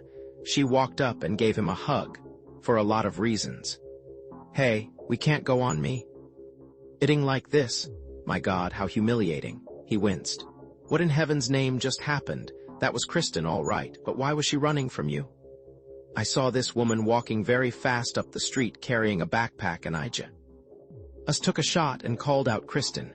She glanced back at me, then took off like a rabbit. All I accomplished was to drive her directly into the grasp of those goons." "You scared her," the girl with the pierced eyebrows shouted, gazing angry. "Liette Stone, who are you? Why did you?" "I'm a newspaper reporter," he said. "Who are you?" "I sublet the garden apartment from her. I met her when I was doing her makeup at the E! Channel. I mentioned I was looking for a place and he said she liked me and wanted somebody she liked to be her subtenant. The rent is really low." Then they canceled her show and she had a mental meltdown and went to a spa somewhere to regroup. Or at least that's what everybody at E! says. "So that's definitely Kristen Starr?" Ally asked. "I hadn't seen her in over 5 months, not even to pay the rent, and I couldn't believe it was her when she rang my bell and asked if she could borrow my copy of her key. At first, he almost didn't recognize her. She looked different somehow. The odd part was I got the impression that she didn't recognize me either, at least for a minute or two. When I asked her if she wanted the rent, she just looked at me. Funny. A few minutes later, she brought the key back and she had a half-open backpack stuffed with clothes and papers. She seemed nervous and disoriented. I was going to try and help her get a cab, but then you showed up. Hey, look, I had no idea I was going to freak her out like that, Stone said. What's your name? Ally asked, and then she introduced herself. My name is Cindy Dobbs, and you know something. Kristen didn't seem like the same person in a lot of ways. She looked really different. I don't know how to explain it, but something was really, really wrong with her. And she kept saying her name wasn't Kristen, that it's something else. I can't remember what now. All I know is she was totally pooked. Talk about bad timing, Stone said. She was so paranoid she kept babbling about how they knew she was here in her apartment and were coming to get her, and she had to get away real quick. I don't know who she was talking about, but some guy used to come by and his white stretch limo would be double parked for a couple of hours while he went in. But other than him, nobody ever came here. Cindy, the truth is, I was talking to her this very morning on the phone. Ally said, I'm the one who called her. I also met her mother today, who just got a crazy letter from her and was walking around with a pistol because of it. I'm getting to be deeply invested in Kristen Starr. Something bizarre seems to have happened to her, and I need to find out what it is. Ally didn't want to confess that she felt indirectly responsible for what had just occurred if she hadn't phoned. She stood thinking a minute then. Did you say you had a key to her place? Cindy shrugged. I've had it since I moved in. We had copies of each other's keys, just in case, you know. She reached into her ragged jeans and pulled it out and stared at it. It was attached to a blue plastic tab, Greenwich. Locksmiths? Then could we borrow it long enough to go in and take a look around? Maybe we could find some clue to what's going on. Hey, if you want the key and you think it can help you find her, you can just have it. She was holding it out. I don't want to go in there ever. With my luck, those people would show up again and take me away. But let me know if you find out anything, okay? I really thought of her as a friend, even though we actually didn't know each other that well. She didn't ever introduce me to that older guy who came around, probably because he was married, at least that's my guess. I think she knows those people who grabbed her just now, Ally said, taking the key. Sind. Can we exchange phone numbers? Sure. I meant it about letting me know if you find out what's going on with her. Everybody at work is going to be really bummed when they hear about this. Moments later, Ally and Stone were alone on a street, with Stone still appearing dazed. Now taking measure of him in the daylight, she noticed a bit more of the mileage in his face and body. Still, it was good mileage, and it had left him seasoned and lean. Also, she sensed that he really cared about things. This was more like the man she remembered, a mensch in wolf's clothing. Are you sure you're okay? She asked. I'm going to be fine, he said. Jesus, I never dreamed I'd spook her the way I did. By the way, did you get the license number of that Lincoln? I sure as hell didn't. I didn't need it. That guy is Winston Bartlett's personal bodyguard. He called him Ken. I was at Bartlett's place on Gramercy Park a couple of days ago and I saw him there. You're not kidding, are you? I wish. She paused. You know, Kristen and Bartlett were being talked about as an item back when, page 6. The Sentinel would never touch it, but that was more than a rumor. Over the years, I've had a Asian to take more than a passing interest in his affairs. He grinned. And for the past several days, he's been taking a lot more interest in my affairs ever since he found out about the book. Incidentally, she declared, I didn't have a chance to tell you on the phone, but Kristen seems to have no memory of who she is. Somebody told her that her name is Kirby, and that's what she insists on being called. All in all, she sounded deeply screwed up. She dangled the key. So why don't we go up and see if we can learn anything? Did it seem odd to you that, what's her name, Cindy didn't want to go in with us? He mused as they headed up the steps. Well, maybe she's already seen it. God only knows what we're going to find. Though the place she had in Chelsea was pretty well maintained. After I redid it, it was a knockout, of course, but she'd already moved down here by then. The building dated from the middle of the 19th century. And the entryway, painted white, was a slight nod to the fashion for the Greek revival style that made its way into the New York townhouses of that period. She shoved the key into the new lock, a Medico, and pushed open the door. Stone moved past her and switched on the light. What awaited them was a minimally furnished but elegant living room with a small couch and table. The downstairs parlor floor had been opened up. A lot of walls had been taken out and a staircase was on one side of the front room. It felt like a modern loft. Memorabilia from E was all over, the logo on throw pillows and 2 empty mugs on the table. The main decoration, however, consisted of publicity photos of Krista. And around the walls, a smiling blonde with flowing tresses down over her shoulders. In all of them, she was wearing heavy makeup, and the photos appeared to have been airbrushed. They were both trying to absorb what they were actually seeing. Each photo, oh, and there were at least 16, was pinned to the walls with a steak knife, all with matching white bone handles. Jesus, who do you think did this? Stone asked. Could it be that ditzy girl downstairs? I'd say she did it herself. Supposedly, the reason she went to the Dorian Institute was because she was having some kind of personal crisis over starting to look older. She was consumed with terminal self-hate. That's what this has to be about. I've never caught her on TV, Stone said, walking over to study one of the photos. But from what little I saw of her on the street just now, she sure seemed different from these headshots. Well, this is exactly how she looked on the tube. She told him the alleged story of how Kristen had ended up at the Dorian Institute. Then she gazed around the room, still having trouble taking it in. Jesus, this is really sick. Ally, I'm absolutely convinced that whatever happened or didn't happen, Keep that possibility in mind to Kristen is connected somehow to the reason Jerex's clinical trials have been put under ironclad security. Which is why, no matter what, they've got to get her back on the reservation. Ally thought a moment.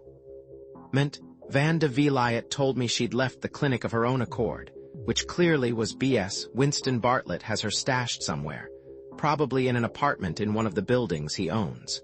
She looked over. What do you think it all means? How's this for a guess? Kristen is experiencing some kind of side effect that's truly horrendous. Losing your memory is bad enough, but there's probably something more too. I can't imagine what it is, but if the truth about it ever gets out, their entire program of stem cell research would be jeopardized. Well, I don't see much here to help us find her, she declared, looking around. The knives in the walls don't speak well for her grip on sanity. Who knows? Maybe nothing's physically wrong with her. Maybe it's just all in her crazy head. Look at this place, for goodness sake. Except for the knives, it looks pretty normal. Maybe she's just a nutcase and imagining that her memory is going. As she gazed around the room one last time, she noticed an answering machine on the floor next to the couch. The message light on it was blinking, and she walked over and pushed the play button. She remembered that Stone had said he hadn't effed a message, and Kristen had picked up when she called her, short-circuiting the voicemail. The phone machine announced in an electronic voice, "You have one message at 2:11 p.m. Then an unctuous male voice came on. "Kirby, we know. Oh, you're there? You're still in treatment? You shouldn't be wandering around unsupervised. It's a lot better, a lot safer for you to stay with us now. This is Ken. I'm coming with Dolores to pick you up. I know you're upset, but you shouldn't be. We're going to take care of you and help you." Then the phone machine clicked off. "My God," Stone said, glancing at his watch. "That's almost exactly when I got here. That's why she thought I was with them." "That's the guy who slugged you? I recognize his voice. Guess they suspected she was here and that phone call was intended to flush her out. It worked. And I ended up right in the middle of it. Damn."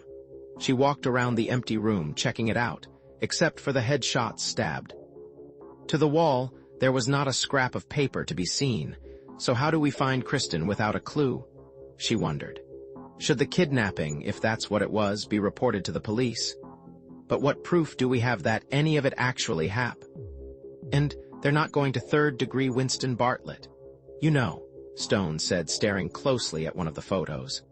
I didn't actually get a really good look at the woman running down the street. She glanced back at me when I called out her name, but the truth is, I'm not 100% sure this is her. Come on, Ally said. That had to be Kristen. The girl downstairs recognized her, though she did say she looked different somehow. You're going to think I'm crazy, he went on, still staring around at the walls, but it seems to me the girl on the street was a lot younger than this one. He bit a fingernail contemplatively. Christ, this is some sick material. Stone, I'm going down to my office to take care of some things and think about this. Come along if you like. Maybe we've overlooked something obvious, something that was when the beeper on his belt went off. He looked down at the number. Whoops. It's my managing editor. Where you work? It. Only I've got a feeling this call could be about how I used to work there. Chapter 22. Wednesday, April 8, 3:18 p.m. Ellen O'Hara, RN, who was in charge of the nursing staff at the Orion Institute and chair of the Union Committee for the Jerex Corporation, looked around the room, which was a conference space just off the laboratory in the first level of the basement. Each of the 3 other nurses present reported directly to her, and they had filed in casually one by one, in order not to draw the attention of the research staff as they passed the laboratory. They all sensed the imminence of crisis, and this was a clandestine emergency meeting. The appearance of Catherine Starr and the shooting that transpired had left the entire nursing staff in dismay. Of course, they all remembered Kristen Starr, the outgoing and scatterbrained TV personality who had arrived in the throes of a mental meltdown. Some Also remembered her mother, Catherine, who had made a nuisance of herself till she was refused further admittance on the orders. Everyone suspected of the owner, Winston Bartlett, who was widely reported to have a romantic relationship with a girl. They also suspected that something had started going terribly wrong with Kristen's cosmetic procedure.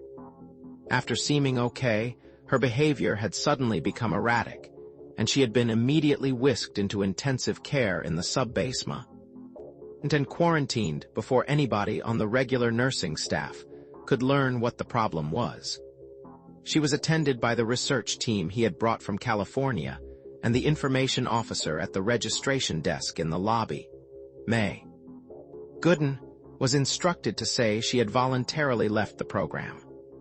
Well, maybe she had, but she hadn't left the institute. Then less than a week ago, she was rolled out on a gurney and loaded into the ambulance, which was driven by Winston Bartlett's Japanese thug, and taken God knows where. Ellen had checked and was dismayed, though not entirely surprised, to discover that none of this had been included in the weekly clinical trial reports being forwarded to the National Institutes of Health, which in itself was a flagrant violation of procedural requirements. And now this. Kristen's own mother showed up deranged and carrying a pistol, looking for her.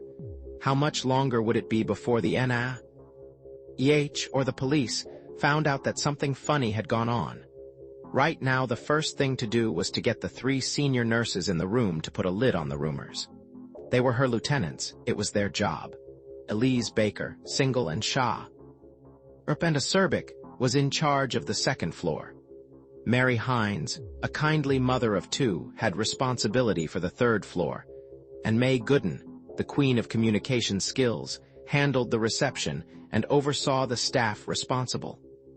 For the dining room, all 3 were in their 40s, and they reported to Ellen O'Hara, who reported to Carl Van de Vliet. Elise, could you please close the door? Sure. She was getting up. Is this the quorum? You don't want anybody else here? We have to decide what to do about Catherine Starr, Ellen began. In my opinion, the absolute first thing we have to do is make sure the story of what just happened never leaves this building. Well, I think Dr. V should call the police and have her arrested, Elise said as she quietly shut the door. The very idea, barging in here with a loaded gun. I don't feel safe in the lobby anymore, May Gooden declared. Her face was lined and she had streaks of premature gray. We're all exposed out here in the middle of nowhere. I think Charles should have a pistol. What good is it having a security guard if you're still not secure? Mary, what do you think? Ellen asked. She knew Mary would always try to split the difference and reconcile differing opinions. I don't know, maybe it was just the case of one crazy person. It's probably not going to happen again. Okay, Ellen thought, that's 3 different votes. Call the cops. Beef up security, or put our collective heads in the sand.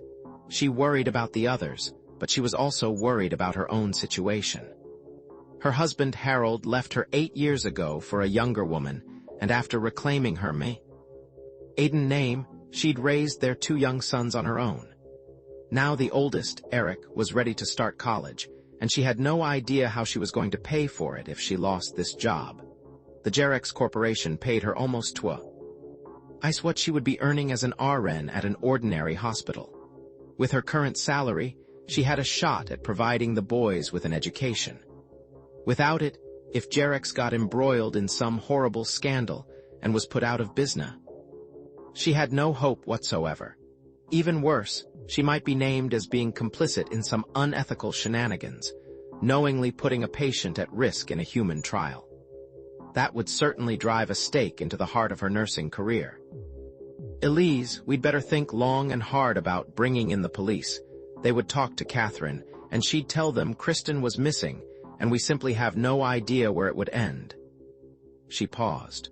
I'm about to say something I shouldn't, but I guess this is the moment. You all deserve to know an important fact.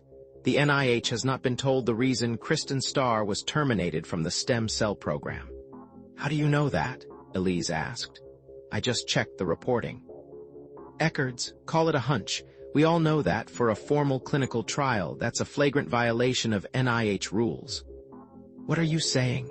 Mary asked, her voice filling with alarm. "I'm saying we have no choice but to keep this, All matter of Kristen and her mother under cover. If the Dorian Institute gets caught tampering with the data from a clinical trial, it could be the end of everybody's career. Dr. Van de Villiers certainly, but most probably ours as well." "My God," Elise blurted out, "did we have to wait till some crazy person with a gun barged in here before you got around to telling us that clinical trial data had been fiddled with? Maybe Dr. V still intends to prove? I'd a full report to the NIH. Whatever he intends, if this whole matter blows up, the less any of us knows about what may have gone on, the better." "Well," Elise declared, "I think they all should be confronted. The clinical trials aren't over yet. There'll be a final report, so he can still give the NIH whatever data had been left out. We should confront him and demand that he give a full accounting in the final report, otherwise we all could end up being part of some conspiracy. Maybe we ought to think this over for a few days before we do anything drastic," Mary said. "We don't know what he intends to do, and there's still time. If we start giving Dr. V ultimatums, it's just going to upset him even more. He could have been killed taking the gun away from her. He's got enough to worry about just now. Maybe he's going to handle her special case some other way that we don't know about. My concern right now," Ellen said, "is the people who work under us. I don't think pulling an ostrich number is going to protect anybody. We've got to get out of denial and face up to how serious this might get. And I'll tell you our #1 priority right now. If Catherine Starr walks out of here before the Kristen problem is cleared up and gets the ear of someone in the media, then everybody who works here. Let's just say we mustn't allow that to happen. That's why we're having this meeting. Are you suggesting we should keep her sedated?" Mary asked.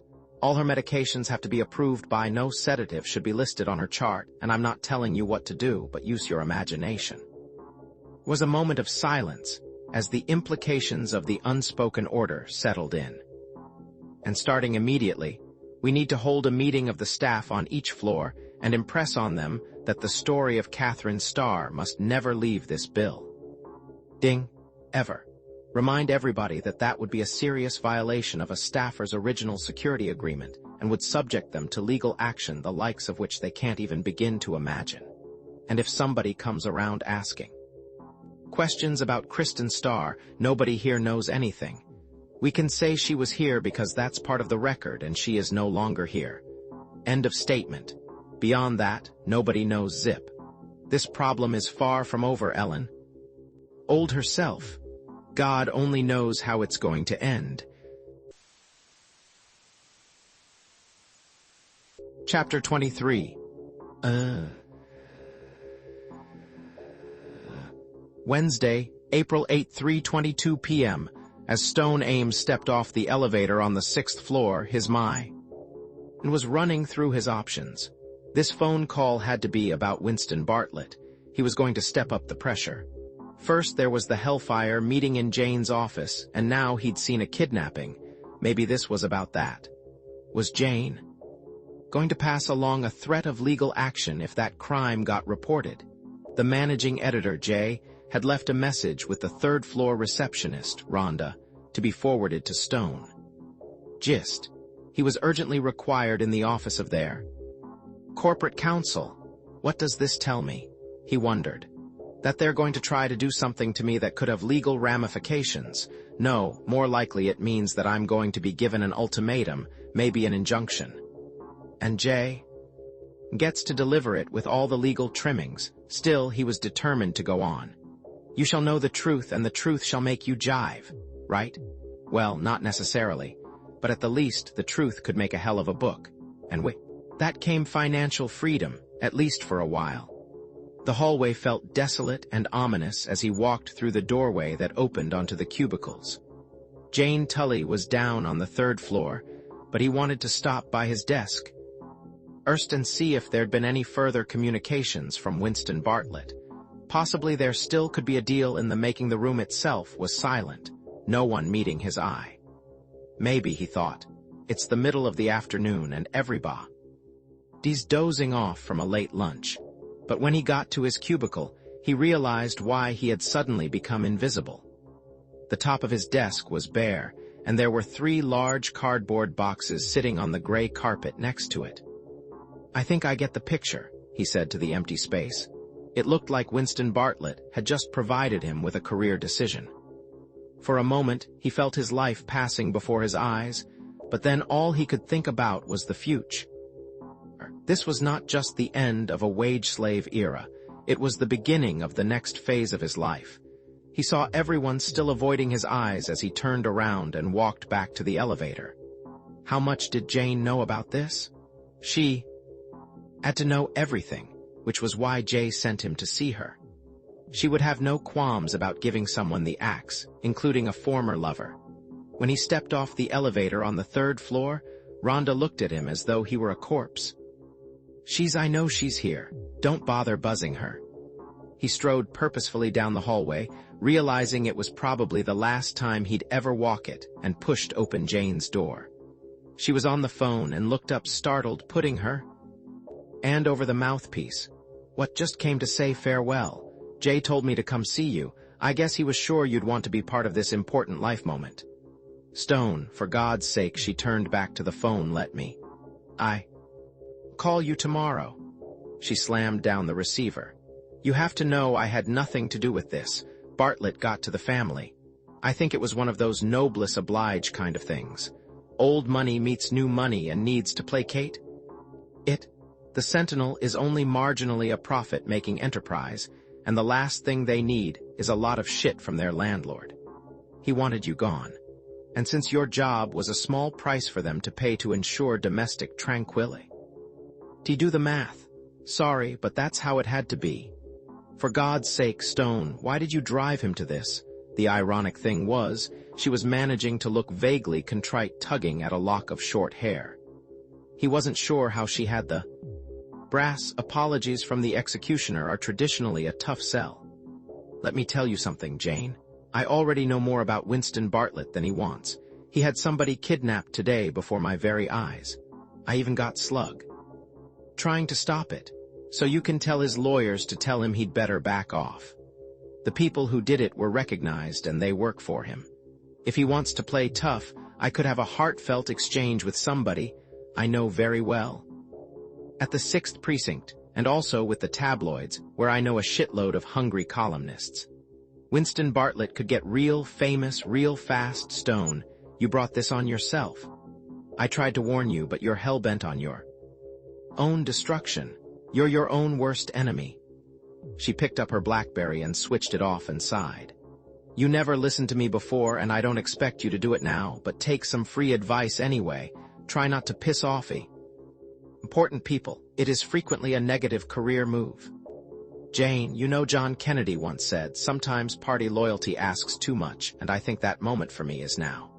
From here on, I'm going to be doing what I need to do, not what Bartlett or Jay or whoever tells me to do. I guess that includes you too. There comes a time when I have to do what's in my heart." She was finally focusing, looking at him strangely. "Stone, what did you just say?" "Bartlett had somebody kidnapped. Today, what on earth are you talking about? Did I secure your vagrant attention? Good. Actually, it was less than an hour ago. There's no point in going into details, but I'm pretty sure she was the patient terminated from the clinical trials at the Dorian Institute that I had you ask Bartlett's lawyers about. I think there's the possibility that something really weird began happening to her out there in New Jersey. But I didn't get a chance to talk to her because they grabbed her and took off. Well, what do you think happened to her out there? The only thing I've heard, and that's secondhand, is that she lost some part of her memory. She's even having trouble remembering her name." "How do you know all this?" she asked, staring at him. "Were you?" "I know somebody who talked with her this morning.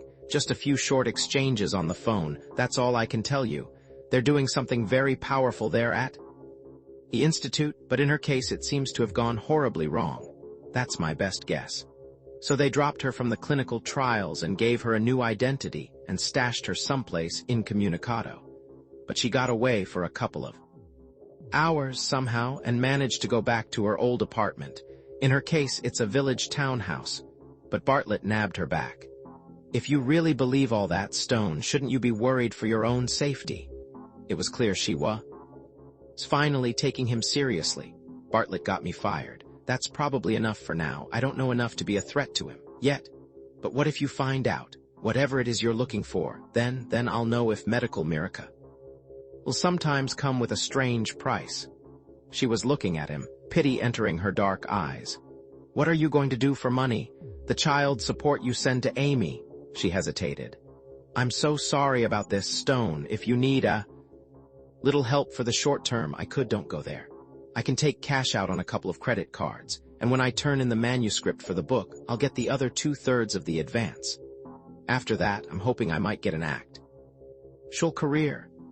Oh, Stone, I'm really sorry about this, she said with feeling. Truly I am. I guess I still enjoy seeing you, having you around. You're a mensch, you know that. Whatever your other failings, and God knows they're plenty, you were always kind. You're even kind to people who don't necessarily wish you well. Well, tell that to Amy if you ever get the chance. Sometimes she thinks her dad is the meanest guy alive, particularly when I don't honor her every way. You're a good father, too, she sighed. For Stone, this was always the moment that he wanted her back when she let her guard down. Damn it, Stone, why couldn't we make a go of it? We stopped having fun, Jane. That's all that happened. I started to bore you. Back then I didn't provide enough excitement, enough sturm und drang in your life. You weren't dull, Stone, but sometimes you could be maddeningly smug. That may be about to change, now that I'm an unemployed freelance. Sir, and I just ran into a blast from the past. Who knows what my life is about to be like? He turned to leave. By the way, give my best to Jay. Hopefully, he'll be the last managing editor I'll ever have to suck up to. Take care. Tone, she was getting up. You can fight this, you know. They had me write up some kind of bullshit breach of contract brief in case you wouldn't go quietly. But it's full of holes, I know, since I deliberately wrote it that way. Thanks anyway. It's not worth it. I'm not going to fight to keep a job I never liked all that much in the first place. Every time I wanted to do some serious journalism like that piece about using the internet to store everybody's medical records, Jay always found a reason not to run it. I've only got so much dignity to lose. He turned and strode out of the office, deciding to forego any more farewells. Besides, he had better things to do. Somebody from the mailroom to carry the boxes, the shards of his erstwhile so-called career to the lobby, where he could get a cab. Take the files home, stash them, and then get going. Chapter 24. Wednesday, April 8, 4:40 p.m. Hi, he said, walking through the door of Ally's downtown studio C. T space. Jennifer had the desk at the front, and she served as a makeshift receptionist. She looked up as he continued. I don't have an appointment, but I'd love to see Ally Hampton. Any chance? And you're? Just as he started to tell her, Ally emerged from her office/cubicle in the back and spotted him. Stone, what, bet you didn't think you'd see me again quite so soon? She felt her pulse jump. No, she hadn't. She'd told him she was going down to the office, but she'd certainly had no idea or hope he'd just show up a couple of hours later. Since she got back to the office, she'd been in a struggle with her conscience over what to do about Kristen. Was there any good to be served by bringing in the police? At the time it had seemed pointless, and it still felt that way. The whole matter was awfully anecdotal. Worse, she didn't really feel she should talk it over with Jennifer, which she would have loved to do. They supported each other in a lot of things, but this crazy story would just freak her out. Why do that? The more troubling thing was, she'd started feeling tired and slightly dizzy. Now she was just hoping to stay focused long enough to last out the what, she wondered, was happening to her. It wasn't like a chest-tightening spell of angina, which, thankfully, she hadn't had for a couple of days now. No, this just felt like something was sapping her energy. She couldn't help the suspicion that this queasy condition was somehow related to her encounter with Dr. Van de Vliet's testy blonde colleague Deborah. While she was supposedly taking that blood sample, was she also doing something else? Welcome to my home away from home. You're right, I didn't expect CD space. he interjected, seeming to try out the word. As he looked around, she noticed that Jennifer and the others automatically assumed he was a new client of hers and were trying to look preoccupied. Jen, however, was giving him a furtive appraisal, running the numbers. He was a decent looker, actually kind of cute, and he seemed pleasant and outgoing. Not a bad start. That was what she would say the moment he was out of ear. Shot, you like the name? Not bad, sort of a takeoff on Citibank. My dad came up with it back before they copyrighted that name. Maybe they stole the idea from us. She was feeling cheered by the sight of him. Yes, it was good to have him back for a while, maybe longer. But come on, let me introduce you around, which she did. Jennifer gave her a telepathic glance that said, this guy looks like he might be worth the effort. What's the deal? Then they went to Ally's office, a high-walled cubicle in the back with a computer and a drafting table. She had a CAD program running. Sorry to just invite myself down like this, he said, but I got off work early. Matter of fact, I just became a freelancer. My office now consists of 3 cardboard boxes in my walk-up apartment. What do you mean? That phone page. Winston Bartlett owns the building where the Sentinel's offices are. Seems he convinced the management that it would be in their interest if I were no longer employed there. I gather he thinks I know more than I actually do about what's going on out at the Dorian Institute, and I guess he thought getting me fired would slow me down. What he has done, however, is to give me even more incentive to surpass his most paranoid assumptions. Now I'm going to take him on full-time. I want to know everything. Oh, Stone, I'm so sorry. She wasn't buying his bravado. He did. It looked like a guy who could last very long without a paycheck. I have to say he gave me fair warning. That meeting where he yelled at me, this little turn of the screw is not a total shock. But that whole thing with Kristen, I'll bet. That's what sent him over the edge. I shouldn't have gotten you involved in that. This had nothing to do with you, believe me. He shrugged. Besides, it gives me even more motivation to finish the book fast. And I'm also looking forward to spending some of my newfound quality time with you again, if you'll let me. In your favor, you've actually been inside the Dorian Institute, which is more than I can say. She wasn't a big believer in the magic of a second time around. That would have to await further evidence, but having Stone back in her life was definitely helping on the psychological support front. I'm thinking, he went on, that maybe we should go back to Kristen's apartment and turn the place inside out, do it right. We both let ourselves get distracted by the little matter of our other lives. Stone, I'm not sure, she lowered her voice and sat down at her desk, but I may be having a reaction to something one of Van de Vliet's research assistants did to me out at the Institute this morning. I don't know, I'm just feeling sort of weak and funny. I'm thinking maybe I should call out there and talk to him. She took a deep breath and seemed to be mounting her courage. Or if he needs to see me, could you possibly drive for me? I'm not sure I'm up to it. Hey, I'd love a chance to get inside that place. Then his eyes grew uncertain. But are you sure you want to go back after what seems to have happened to Kristen? You might consider waiting till we find her and Ally. Are you all right? Jennifer was walking in, carrying a manila folder. You look kind of queasy. Can I make you some tea or something? Thanks, but not now, she said. I'm feeling weird, but maybe I should call out to the Institute and see what Van de Vliet says. Just don't agree to do anything until we talk, Stone said. Don't worry, she said, reaching for the phone. The number for the Dorian Institute was now newly entered on her Palm Pilot, and she called it.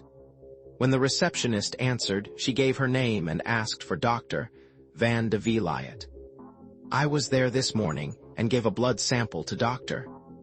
Ebra Connolly. I don't know if there's any connection, but I'm really feeling strange right now. What do you mean by strange? The woman asked.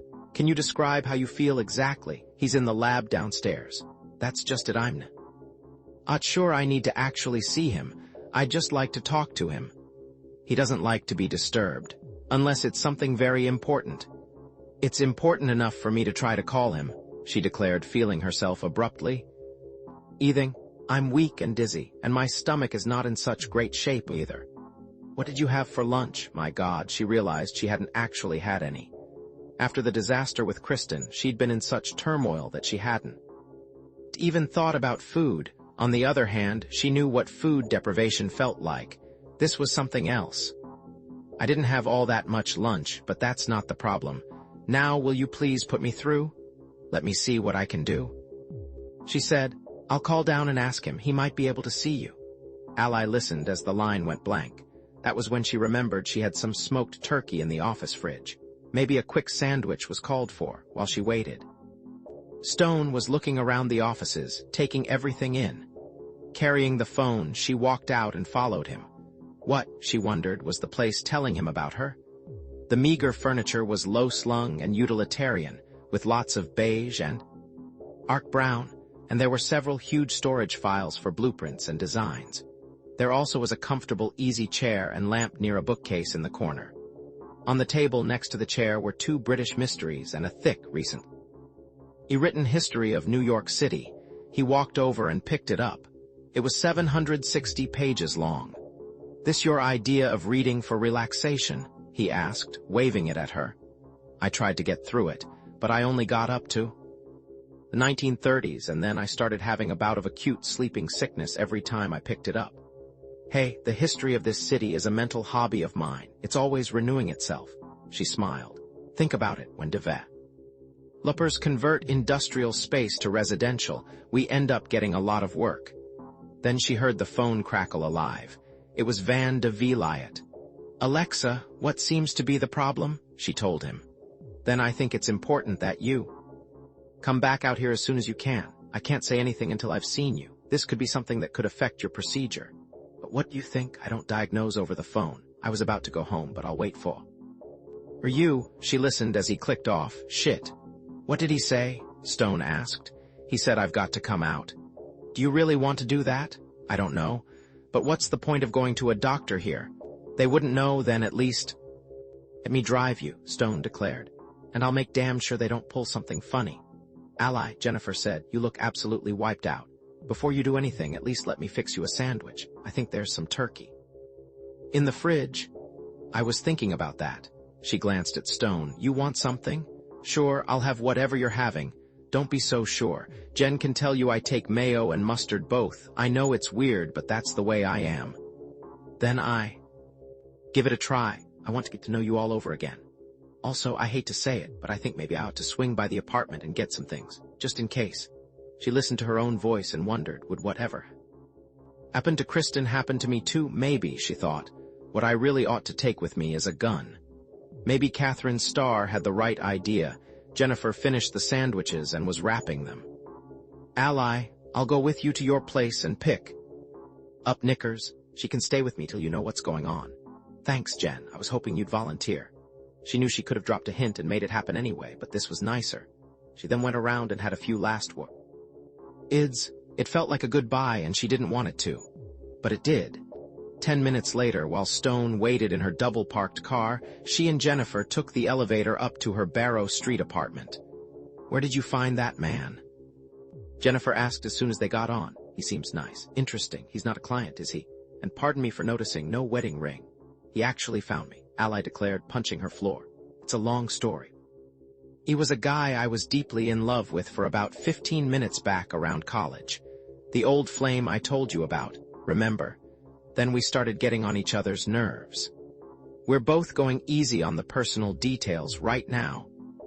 But I've got a hunch he's got nobody else percolating. Which, incidentally, goes for me too, or hadn't you noticed? They stepped off the elevator and she unlocked the door to her apartment. Knickers exploded with delight. Hi, babe. She reached down and ruffled the sheepdog's ears. I really love her, Jennifer said as she reached down to pet her too. Knickers began a dance of joy, then ran to search for her rubber ball behind the couch, hoping for a game of fetch with Jennifer. By the way, I can't tell you how I appreciate your taking her. She's going to love being at your place a while. I'm sure she gets bored crazy being here all the time. I probably should get a puppy or something to keep her company, but then she'd be jealous, and I'm not about to get a stupid cat. She loves me because she knows I love her, Jennifer said. I always play with her when you bring her into the office. At least I think she loves me. This may Earn out to be the test. Ally headed into the bedroom, opened a drawer, and took out some black sweatshirts. Those and black jeans were her favorite things to wear around the house. She slept in a t-shirt and panties, so it wasn't hard to put together her evening ensemble. Besides, if something went wrong with the experimental stem cell procedure, it wouldn't matter a damn what she was wearing. She threw the clothes into a blue gym bag and headed for the bathroom to fetch some toiletries. By the time she got back to the living room, Jennifer had a measuring cup and was shoveling Science Diet into a large plastic bag. They delivered Jen and Knickers back to the office. After she gave them both a farewell hug, she came around and slipped into the Toyota's driver's seat, moving Stone across. I'm actually feeling better now, so I'll drive as long as I can. And by the way, I'm famished. How about that turkey sandwich? Thought you'd never remember. 5 minutes. Later, they were headed up the west side with Ally at the wheel. She checked the gas and was relieved to see that she still had 2/3 of a tank. Stone was leaning back in the seat looking at her. You know, it's easy for me to say, but try. The stem cell procedure on your heart is probably the right thing for you to do. Still, though, it makes me nervous. If there's a medical glitch of some kind then. I mean, what the hell is going on with Kristen? I'm going to confront Tim about that, she said. I damned well want some answers before I just turn myself over to him. After they crossed the George Washington Bridge, she began feeling slightly better.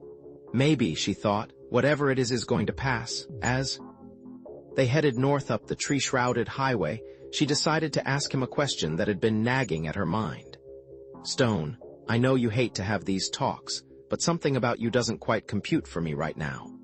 There's a kind of unnatural intensity about your pursuit of Winston Bartlett and his stem cell work, and the same goes for his reaction to you. Way back when, I never really thought I knew you, and it's still true. I mean, is this all just about a book on stem cell technology? Or is it something more? The question was followed by a long moment of silence as he looked away into the forest and appeared to wrestle with his thoughts. You're very intuitive, Ally, he said at last. Maybe. Didn't consciously set out to write about stem cells just because I knew Bartlett's Xerox Corporation was a leader in the field. But writing about stem cells automatically meant that I'd have to get close to him at some point. So is it an unconscious choice? If it was, then I wouldn't be aware of it, would I? But why would you want to get close to Winston Bartlett? I guess that was your original question, right? Pretty much. There are things about my past that I told you, I could never decide exactly how to go about it, and truthfully, right now doesn't seem exactly the right moment either. You've got enough on your mind, want to give me a hint? What could he mean? She wondered. It was clear that Stone Ames and Winston Bartlett had some kind of holy war going on between them. I'll tell you someday soon, but I want us both sitting down in a safe place when I do. It's going to be hard. He looked away again. Summed. Soon I've got to tell my daughter, Amy, too. Maybe telling you would be a practice drill. So what I'm learning is that I'm not crazy. This is about more than it's about, she sighed. Nobody's leveling with me. With Van de Villiet I have to worry whether he's telling me the truth every time he opens his mouth. And now you're holding out. It's like that joke about feeling like a mushroom. Everybody keeps me in the dark and feeds me bullshit. She was slowing down, pulling into an open space by the roadside. Stone, I'm feeling a little dizzy. Maybe it's this conversation, but I think it's time you took the wheel for a while. Hey, don't pass out on me now, he said, snapping into the moment. I'm not sure I could actually find this place without your help. Don't worry, she said, bringing the car to a stop. I'm all right. I'm just a little worried about my reflexes. He got out and walked around while she hoisted herself over into the other side. The evening commute had begun in earnest, so there was a lot more traffic than there had been that morning. But Stone turned out to be an aggressive driver, right on the edge, as though he were racing the clock. She gave him directions and then closed her eyes, hoping to rest. But all she could think about was Stone's refusal to tell her about something that loomed very large in his life. Tell me if I'm bothering you and I'll shut up, he interjected aft. Or a few minutes, but not to change the subject. Did you actually give anybody permission to stick a needle in you this morning? I mean, are you sure you understood what was going on at the time? She shifted and opened her eyes, looking straight ahead. Truthfully, I assumed I was just giving a blood sample. That's what his assistant said, and I took her at her word. I hate needles, and I never actually watch when I give blood. This morning, I just sort of went along with what was happening, and nothing seemed particularly ominous till Catherine's star showed up and started blasting away. Well, he said, do your best to get some rest, and I'll try to get you there as soon as legally possible. She stared at the window a moment before closing her eyes again. Around them, the encroaching greenery of northern New Jersey felt like an ancient forest where magical things could happen. Out here in the forest, was there a magician who had the power, literally, to save her life? And what about Stone? Setting aside the troubling fact that he was harboring some mysterious connection to Winston Bartlett, and that was hard to set aside, she was feeling a sense of togetherness with him that brought back a lot of positive memories, which was bizarre because she knew so little about what kind of man he'd become. If people are worth their salt, they change a lot in their late 20s and early 30s. So what was he really like now? What did he love? What did he hate? What were his priorities? Did he believe in the golden rule? Mulling over all this, she slowly drifted away. Dusk was approaching by the time he pulled to a stop at the gated entrance of the Deteriorating Institute. Along the way, he'd begun getting a sense that they were being followed by a dark-colored Lincoln town car, but it could have been his imagination. And he hadn't seen it for the past 15 minutes after he pulled onto the leafy lakeside drive leading to the Institute. Hey, we're here, ally. Rise and shine. How are you feeling? There was no response when he touched her,